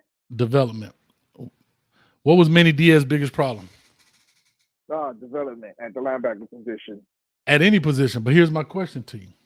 So how do we, because I know you're not a sensitive guy, so I know I can talk with you like this. And I'm gonna use you as if I'm speaking in generalities to everybody. Yeah. How do we, J Love, hold the players accountable for what we hold a coach accountable for? We're mad at the players because they can't play. And the first thing you said, first thing came out of your mouth was what? They gotta go. No, you said, I said, why are they bad? First thing came out of your mouth was what? They were slow. And then you said development. But in the same breath, we say Manny Diaz don't develop people. So we're mad at the players who don't look to play very well. And we say because they're not developed. But then at the same time, we mad at the coach because he don't develop them. So who knows what these kids have in them if they ain't been developed? That's what I'm saying, right? And I know it sounds like I'm hedging a bet here, but I'm not. I see talent. When I go look at their tapes, when I go look at a Huff, when I go look at a Corey Flagg, when I go look at Brooks, when I go look at these players' tape back then, there was a reason they were recruited. And then they get here, they got bad. Why did they get bad? Maybe because of development. The game moves fast. Now you got a guy like Charlie Strong, who I believe can do a very good job as having all this experience, being a linebacker guy, knowing how to talk to players. You don't go get 30 players on your Louisville team from the state of Florida and you don't know how to communicate with Florida players. The state of Florida players, I'm saying. He had a Louisville team with over 30 players. 30 players on his team. Not 4, not 7, not 8, 30. And bro, to have 30 players on your team out of state, let me tell you something. Let me tell you something. That ain't an easy task. So that means he can manage well. He, as the head coach, he can manage them well. Because he had some guys on that team, I know, the Eli Rogers. See, Teddy Bridgewater was a nice guy, you know, but he had some guys on that team too that were a handful. So my thing is, I'll be excited to see from him what he molds these guys to be into. And I'm going to tell you something. One thing about football ain't hard to change. When they say old habits, new tricks, it ain't hard to change if a kid believes in you. If he believes in you, and he does, and he starts to see what you tell him works. Now, game 1, game 2, that's why you playing Bethune. That's why you playing Southern Miss. But when you start, if he has a true belief in you as a coach, and you tell him something, and he sees it work, you didn't just tell him, but you show him it works in practice. You show them how it fits. You go put it on game film. You look at it when they start meeting up in the spring game. Look at this fit. Look how this is. And if he's a real coach, he'll make a comparison to that and last year and show the difference. You're making this kid, you basically painting this kid into a corner to say everything I'm telling you is the gospel. He'll run through that wall for you. Preach. You see what I'm saying? And that's the fact. That is a fact. And I believe Charlie Strong has that. I love the fact we got an older guy, an established guy, a respected guy at that position, because it is a position of need. It definitely is a position of need. All right. Last question, Coach. Go for it. I'm going to put Luke on the spot. You getting these yellow bus guys. Does that the yellow buses? Yes, top 3. I got to bring that up because we had DVD and he couldn't get a Shamar. What is the purpose of getting these yellow bus guys? Because it's not a guarantee. So explain, what is the purpose of it? Well, Luke had 2 agendas there. I'm going to be honest with you. There were 2 agendas in his conversation. And I had an opportunity to speak with Luke in one of them spaces. We spoke for about an hour. His first agenda was to push Chris Perkins. Funny thing, me and Chris Perkins played Little League at Scott Lake together. Right? No. Yeah. So Chris Perkins is a good coach. I got a picture of somewhere. Right? So Chris Perkins is a good coach. He is. So, and I'm not knocking Luke for what he was doing. He's trying to help one of his guys get in. And he's pushing them and create. Dog, he's doing the political thing of creating a buzz. Who is Chris Perkins? People going to start looking him up. They'll start that buzz. That's how you do that. I'm glad he actually did that for Chris. Because if it helps Chris get in, now it helps who get in? Roland Smith. You know, maybe Jason Taylor. He may not need it, but Jason Taylor. other AJ Snipes, all these kind of guys who have put in the work that may have aspiration to go to college. It goes to show that we can coach in South Florida. Because here's what a lot of people don't know outside of South Florida. So many of these high school coaches on 1 in 10 teams ain't never been to the playoffs. Man, bro, when I go to these coaching conventions, man, hey, bro, how you get in? Yeah, man. So during the recruiting process, I know this guy, I know this guy. Man, how'd y'all do that year? Coach, we were bad. We went 4-6. Coach, well, my team never been to the playoff, and they get college jobs left and right. Left and right. So that's agenda 1 for Luke, was to push his guy and possibly push some other guy, but push Chris Perkins to another level. And I understand that. But the second agenda for that was part 2 of that yellow bus. And for those who missed that conversation, yellow bus means he's talking about guys who coached, played, or both Dade County, meaning got on that yellow bus and put in their dues. Here's what that means. When you did that, you know how to evaluate talent. Meaning most high school coaches, and even the ones that quote unquote recruit, you still got to take the players that walk through the door. So you have to find a way to make a poor little Timmy to a poor little champion. Right? I got a linebacker that's undersized. How do I make him? Bro, can I tell you something? Our state team, my best linebacker, I know my boy's going to kill me, but they can believe this. He didn't have what the other two had, but he was the best linebacker. Had Antoine Barnes, who's right there, number 98, went to the league, right above my head. Ran a 4.3 as a linebacker. Played for Norland, went to FIU, played in the league. And Bostic, right here, part of the Killer Bee, FIU.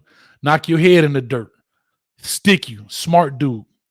But my best linebacker was named Vilburn Toussaint. He wrestled 141 playing linebacker in Miami-Dade County. Probably was about 5'9". Had 177 tackles on the season. Whoa. That's a fact. How do you make those guys perform? So what Luke is trying to say is, it ain't the Wesley Saints. It ain't the Reuben Baines. It's the evaluation of talent. Anybody could coach Reuben Bain. Anybody could coach Wesley Bassett. Anybody could coach. Can I be honest? Anybody could coach any of these guys I had up here. That's just what we do. But the real gangsters right there in that box, and I need to take them out. Matter of fact, I'm taking these out and putting my real gangsters up there. I'm not saying they ain't gangsters, I'm just playing, but I'm just saying it's the role players that you can, and I'm saying all that to say this. You now know how to evaluate talent. You are not a textbook coach. Here's a prime example. Here's what's happening in coaching right now. We talk about stars. We talk about these things. There are so many of these young coaches that get in at 24, 25 years old. They can't evaluate talent. Here's the problem. You want to know why they can't evaluate talent? They haven't been around anything but talent. So if the dude doesn't fit the prototypical sheet, meaning if he's not 6'3", 225, runs this, does that, he don't check all the boxes, he's not recruitable in their eyes. I hate to say this, and some people might knock my head off, but I don't even think I don't think Manny Diaz's staff would have recruited a Roscoe Parrish. Nope, because he doesn't check all the boxes. Coach, right? I don't think they offer Moulton. I know, but hear what I'm saying. But then you go back and you look at a doggone Alabama that recruited Devontae Smith. Undersized, little. He quick though.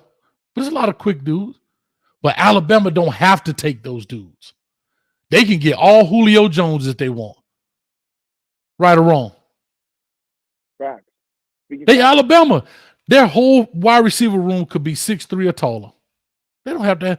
Bro, all of them could be Julio Jones, Andre Johnson body types. But Nick Saban, being an older guy, knows how to evaluate talent. These younger coaches don't know how to evaluate talent because they haven't been through. Everything is computers. Everything ain't an algorithm, dog. Some things got to come from the gut. You understand what I'm saying? And that's what I think Luke is talking about when he talk about yellow bus coaches, meaning saying, you know what, this dog right here may not be the fastest, may not be the strongest, may not be the this, but he could be Ray Lewis. This dog right here may not be the fastest, may not be the strongest, man, but he could be Ed Reed.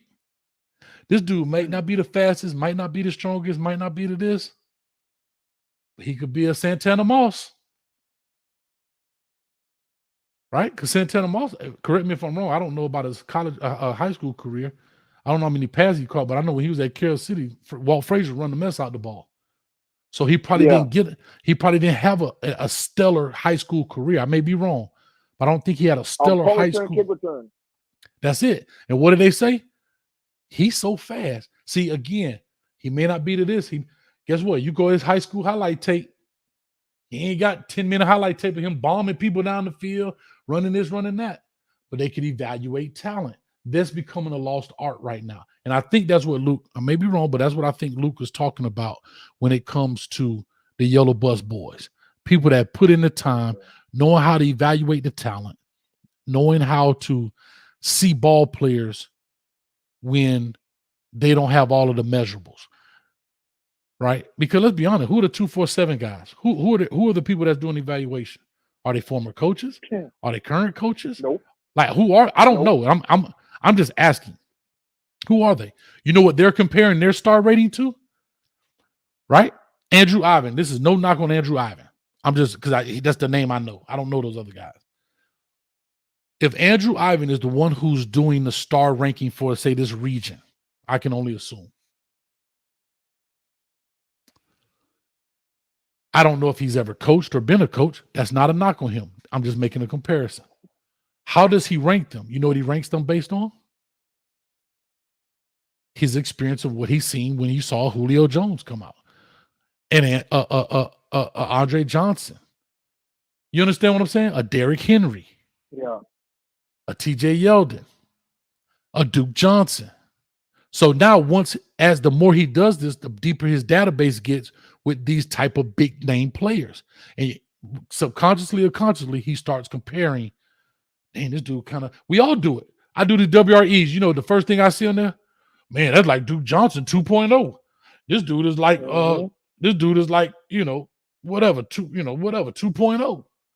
Because those guys are comparing it to what they've seen before. They're not looking at it from a coach's eye. And that's the biggest issue right there, J-Lo. Okay. All right. Thank you, man. Thank you. You sound down, though. I don't hate when you sound down. I want you to be like, all right, coach, I get it. I'm soaking. Nah, bro. I'm soaking it. I'm soaking the knowledge and taking notes, man. Trust me, dog. Oh, trust me, dog. I appreciate the moment, man. Trust me, I ain't down, boy. Trust me, never down, man. Let me just say one more thing. I'm glad you said this about development. Let me give a shout out to Luke Fickell. Because damn, bro, I thought it was just a fluke. That's to use measurables, dog. If you compared his defensive roster versus our defensive roster, man, what were we doing, bro? Now, both his corners, I mean, I know measurables isn't everything, but both of his corners are going day 2 in the draft. One going first round, another going second. Both 6'3". 6'3". All the linebackers 6'4", 6'5" or better. Jesus Christ, bro. I just wanted to put that out there, man. So that's coaching, bro. For you to identify that, put them on the field and make it happen. Yeah. Jesus Christ. And most of them are older guys, coach, right? Anytime, man. Appreciate you, J-Love, man. Thanks a lot, man. I'm about to get up out of here and finish this deal out. Coach Dog said Coach Frazier had us running that Splitville. Yes, sir. 33 dive. Travis West. So like I say, Tanner Man was on the track scholar. Exactly, right? And again, the University of Miami set that up in the sense of, hey, we want this guy, put him on track. That's why you can't give track scholarships anymore to football players. If they're going to play football, they have to count towards your football scholarships. And if they can go and run track, but they're going to count towards your football scholarships. So again, Tanner Man is the reason for that right there. You're exactly right. You're 1,000% correct. Did they hang up? Hang up. Caller, talk to a 708 area code. Hey, what's up, Coach Hayes? It's Marcus from Chicago over here.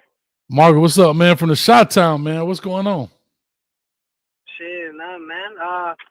Hey, man, just want to say I'm a big fan of you. You know, I've been watching your WRE, and I started watching it, I think, a year ago, or maybe almost 2 years ago. I don't know, but okay. You know, like I like I like your WREs. You're the only way I could when you judgment a player, like, you're the only person I listen to. No 5-star, no 4-star. It's a deeper, in-depth version of listening to players. I just want to appreciate you. You give us folks up north a way to learn the talent down south in Florida. Gotcha. I appreciate that, man. Thank you, man. What's going on? Hey, no problem, man. I just want to call in and tell you that I appreciate your WREs, man. Thanks, man. Well, they coming out here, man. We start kicking them back off March 1st. Class of 23 is on its way, man. So we're going to get your seatbelt ready, man. We're going to have some good things going on here soon. Hey, hopefully these Hurricanes can get top 5 recruiting class, man. Ooh, top 5. I'm loving it, man. I'm loving it. That'll definitely be exciting. Yeah, yeah. All right, man. Man. You have a good night, man. You too. Appreciate it. All right, real quick. Don't want to miss out on the love, man. Anwar Little, $5. He said, low. Hey, Chanel, when Coach Hayes isn't going live doing WREs, telling mama jokes or DJing, he's singing happy birthday. That's messed up, man. I appreciate it. Carlos Wilkinson, $5. Hey, Coach, can you explain how the coaching hierarchy plays out on a team and how often does good experienced coaches fight amongst each other? All right. I'm going to break that back down after I give you guys your love. Let me make sure I didn't miss anybody else. I didn't miss anybody else. I'll break that down here in a second. Let me give you love, and then I'll talk about that before I get out.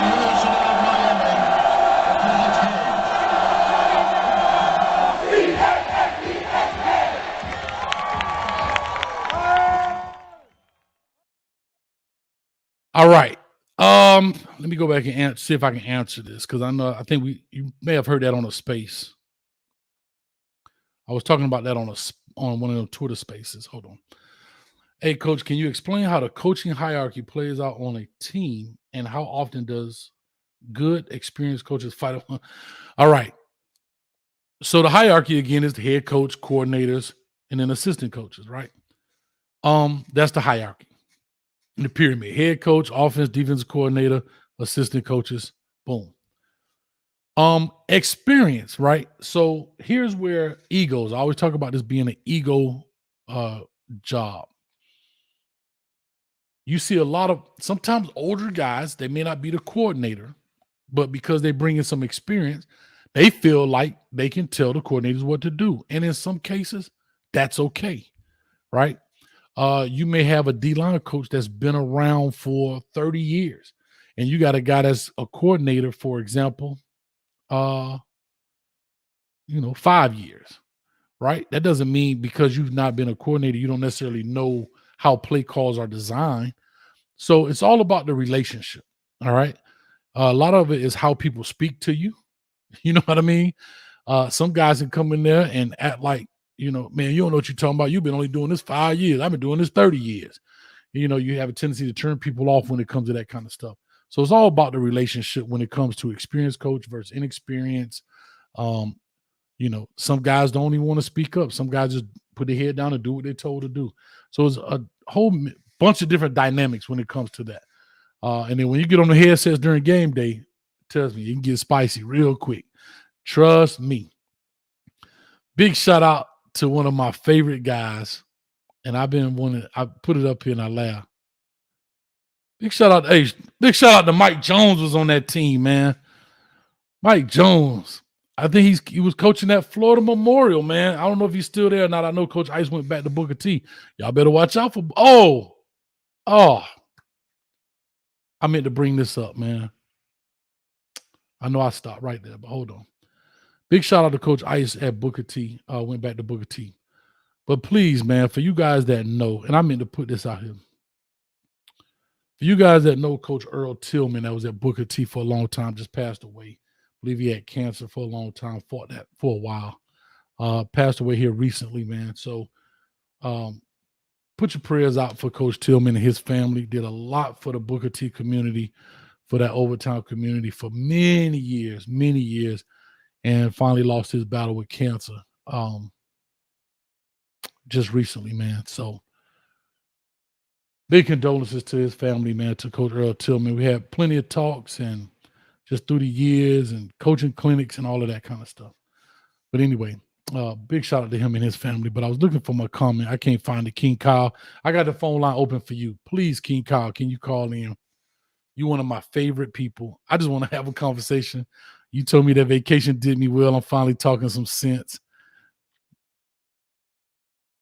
Oh, please tell me this is him. What happened? Somebody called in and just cut off.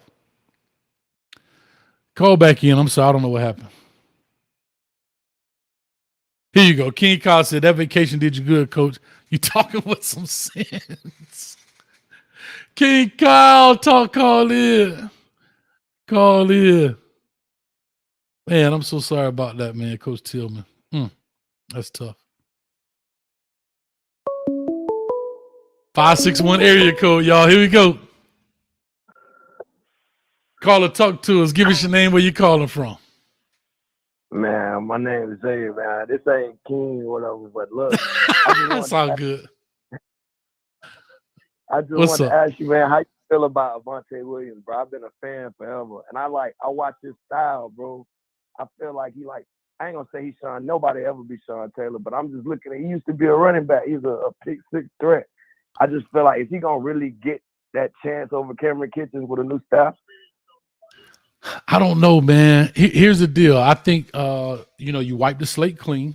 Most staffs come in and wipe the slate clean. It's hard. I have to say this. The coaching job is a little easier because you don't have a 4-year starter back there, right? It's not like you got a guy been there 4 years and he just been trucking along. I mean, all those guys pretty much in the same boat, if you really think about it, right? James just started back there. Cam started back there. Avante had been suspended. So you started, they all kind of in the same area. So they're going to have to show out. It's just what it is. You know what I mean? But unfortunately, there's so much talent in that safety room.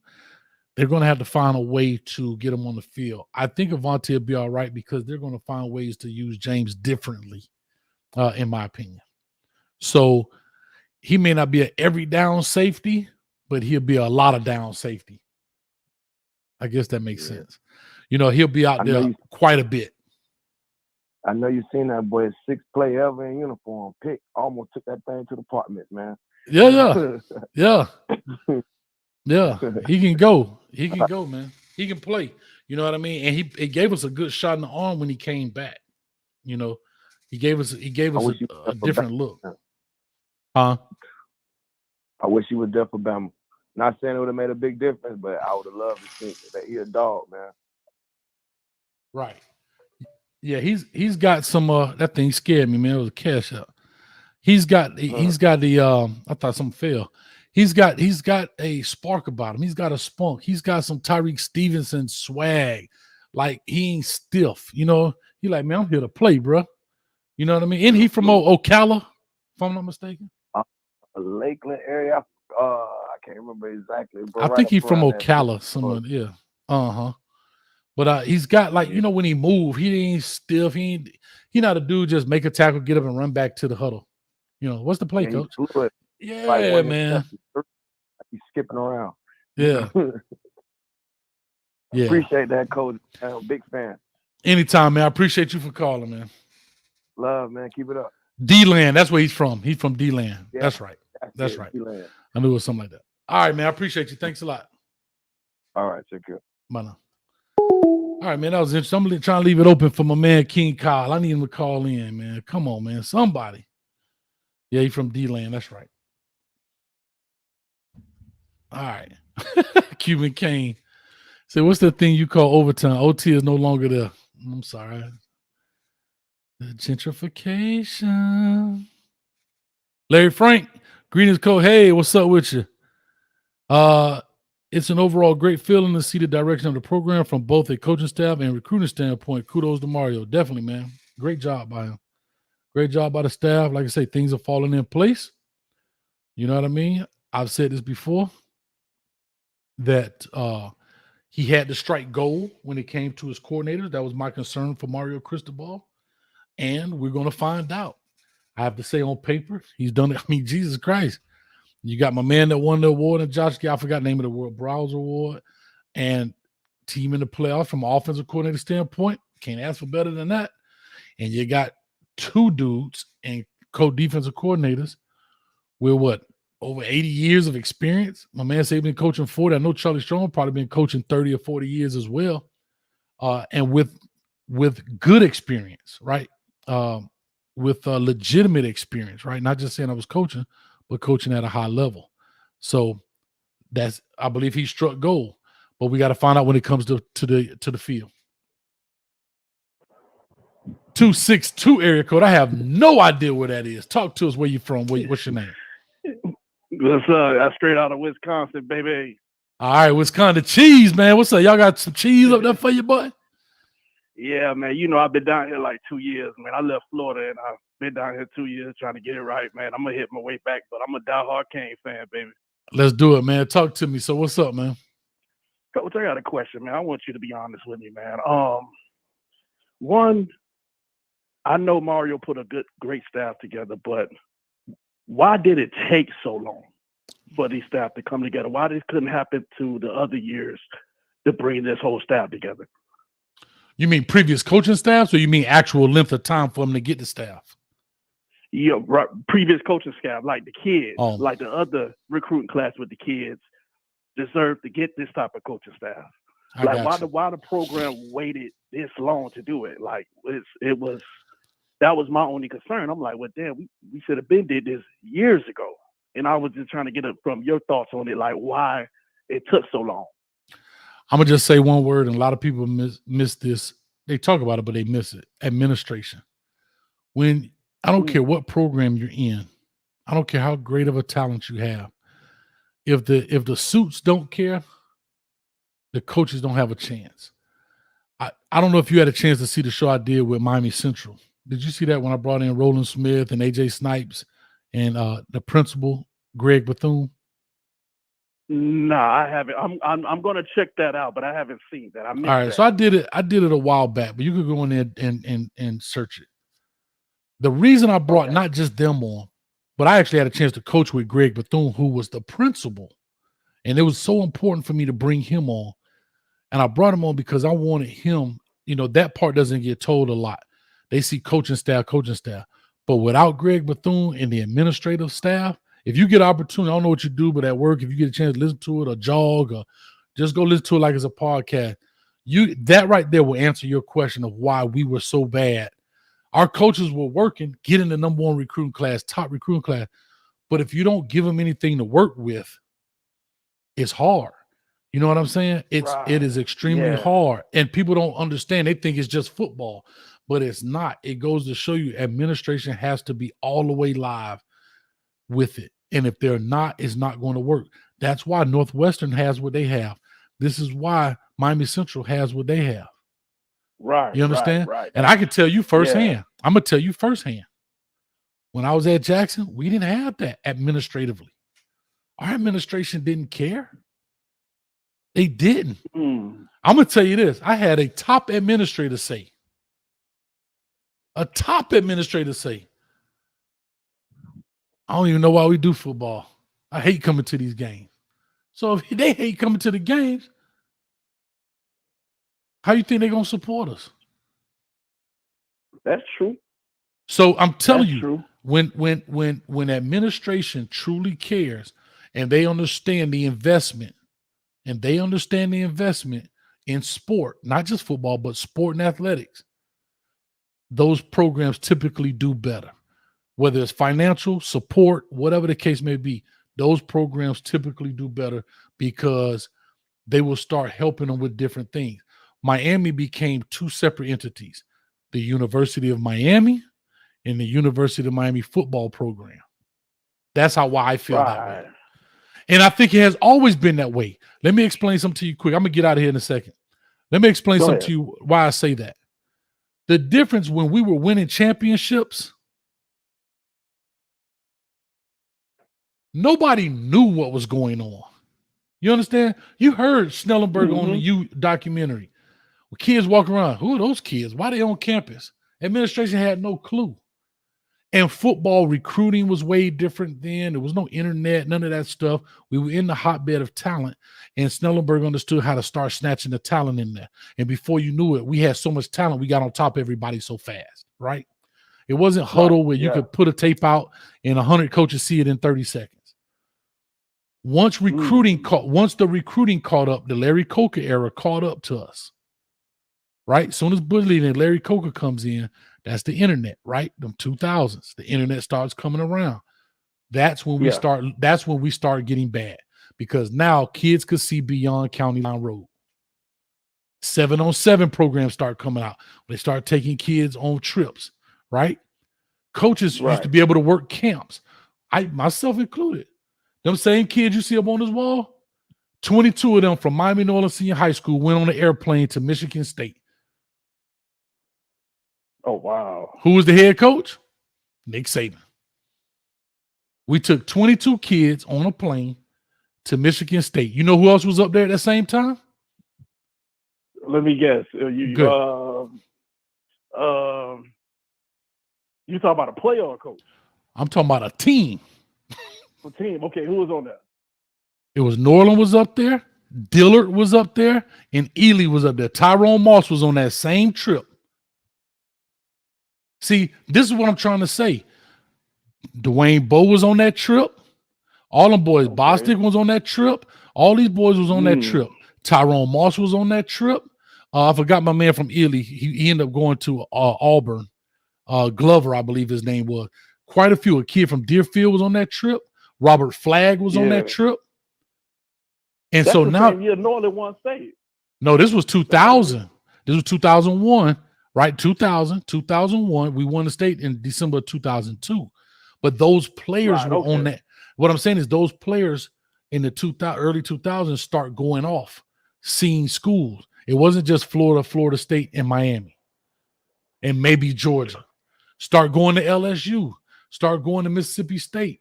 Like these bus tours, all that stuff start changing. You understand what I'm saying?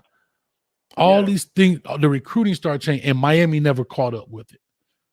Miami, we just catching up with it. Even though we did catch up with it with Randy, and he got the #1 recruiting class, but now you have no administrative support and he suffered. Yes. Oh man, see, you answered my question because I've been worrying about that for had me scratching my head. I'm like, man, why you couldn't get us to Manny Diaz? Manny Diaz could have had the same style.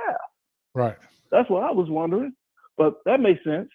Yeah. And so, like I say, so many players start seeing beyond County Line Road. Bro, you could go in Miami right now. You know this. You can ask how many kids from high school age down never even been to Disney World, bro. It's 3 hours up the road.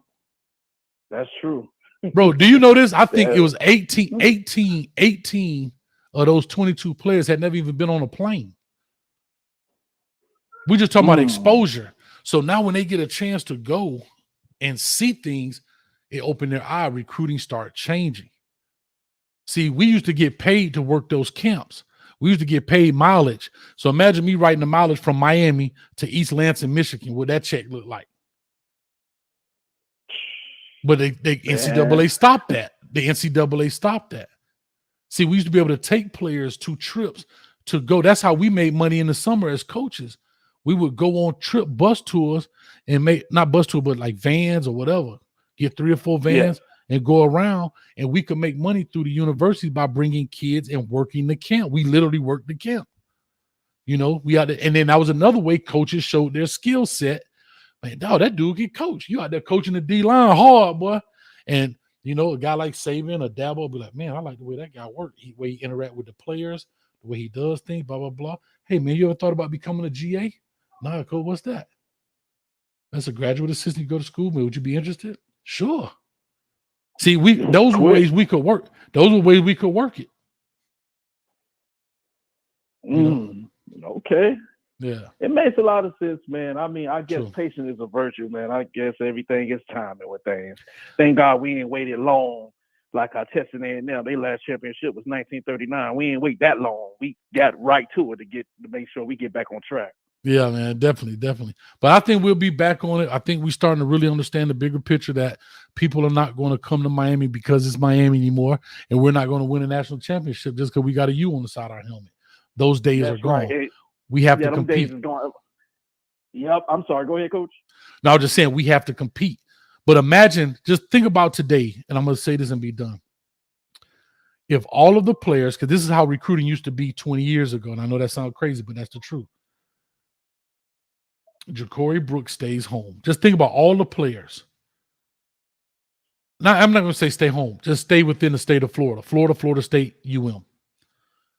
All of the players, the old backfield for Alabama last year, the receivers, Derrick Henry stays, whether he goes to Florida State, or Miami. I'm just think about all of the Florida players that made impact on other colleges stayed within the state lines and maybe slipped to Georgia. We'll give a couple that slip out to Georgia. Think about Sony Michel, Isaac McKenzie, Isaiah McKenzie. I'm just talking about, think about all of those players. James White went to Wisconsin. Just think about all of those players throughout the past 20 years. That's why Florida is so bad. The state of Florida college football stayed in the state. Look at what it would have been. But because the internet came, it opened the eyes to everything. And it also opened the eyes for people to get a huddle. Huddle killed us when it came to recruiting. Because back then you had to rely on a lazy coach to send your tape off. Now they got huddle. True. They just type your name in, John Doe. Click, there it is, and they know who you are. Twitter, I don't have to go through your coach to get in touch with you. I can get in touch with you directly through DMs. That changed everything. Everything. But I'm about to get off this deal, man. As always, I appreciate you guys. I'm about to get up off this thing. Anytime, bro. Anytime. You still in Wisconsin? Oh, yes. I'll be back down there in Miami, right, like in the summertime, man. I'm tired of this cold, man. This ain't for me, man. They told me I had to get – they said it takes 5 years to get used to this. I said, man, I'm from the Southern, man. I'm over there by Cal City. It ain't going to take no years for me. I'm coming back home, man. I'm gone. I love it, bro. All right, Coach. You have a good one, man. You too. Appreciate it. All right. I'm going to cut these phone numbers off. But anyway, hope you guys enjoyed it. I enjoyed it. I think Mommy Flo is coming on now, so you guys can definitely check them out. Man, big shout out to Matt Ashmead in the building. He said, you ain't lying, Coach. Matt Ashmead, man, y'all check him out. Y'all stay tight, man. He gonna have some good things coming up. Checking your boy TikTok. The clock don't stop, man. Ashmead, that was one of my great linebackers, man. Ended up going to UConn, playing at the University of Connecticut, man. Did a great job up there. So with all that being said, I thank everybody that's with you. We got 257 in here. Big shout out to our sponsor, Mr. Alex Tabio, again. Certified home loans, anything dealing with home financing, VA loans, first-time home buyer. But here's the biggest thing. Forget all that. You know that. If you are an entrepreneur or a business owner yourself, you don't get a paycheck from a school system or an employer. You're your own boss. And you deal in cash, right? Say like barbers that may own a salon, lawn care companies. You may do people's lawn, and you deal in a lot of cash, legal cash. But you deal with a lot of cash. He has great aggressive programs for you. Give him a call for buying. You want to hurry up. The interest rates are going up. All right. And them boys over there shooting. They got a war going on. So you know how that is. When war go on, prices go on. So we don't want that to happen.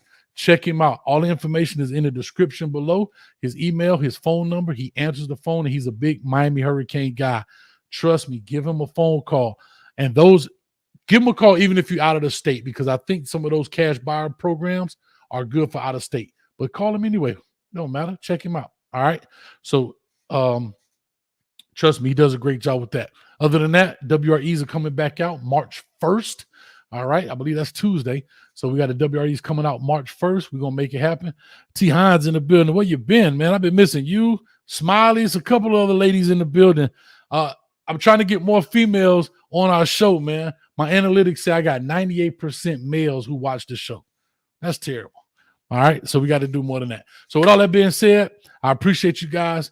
Thank you all so much. Check the rewatch and all the other good stuff. And we'll catch you, man. We'll catch you out of there. I don't know. Should I do a little breakdown? I'm going to do a Solo D outro. Solo D in the building. Let me give him his outro on the way out this thing, man. I hope he ain't talking about the turnover chain, because that thing gone. Coach, holler at you, Priest. And always go Canes. You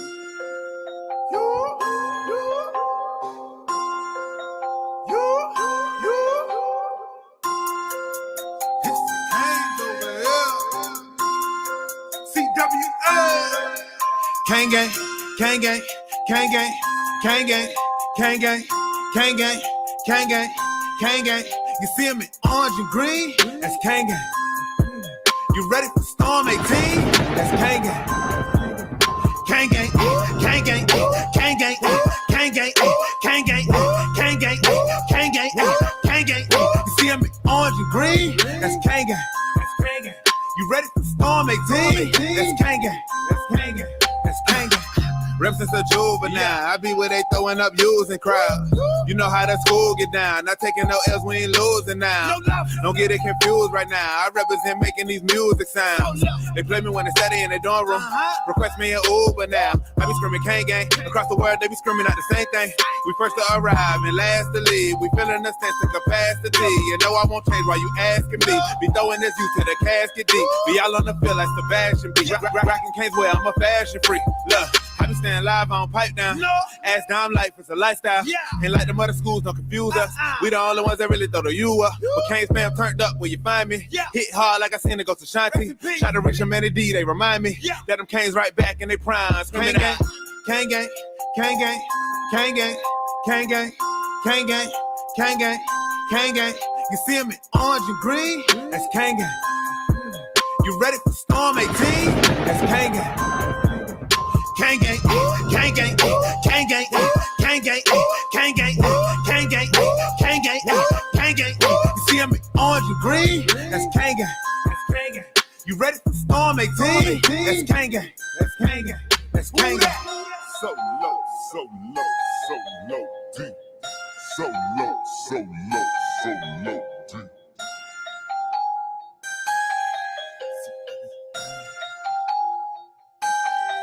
CWA.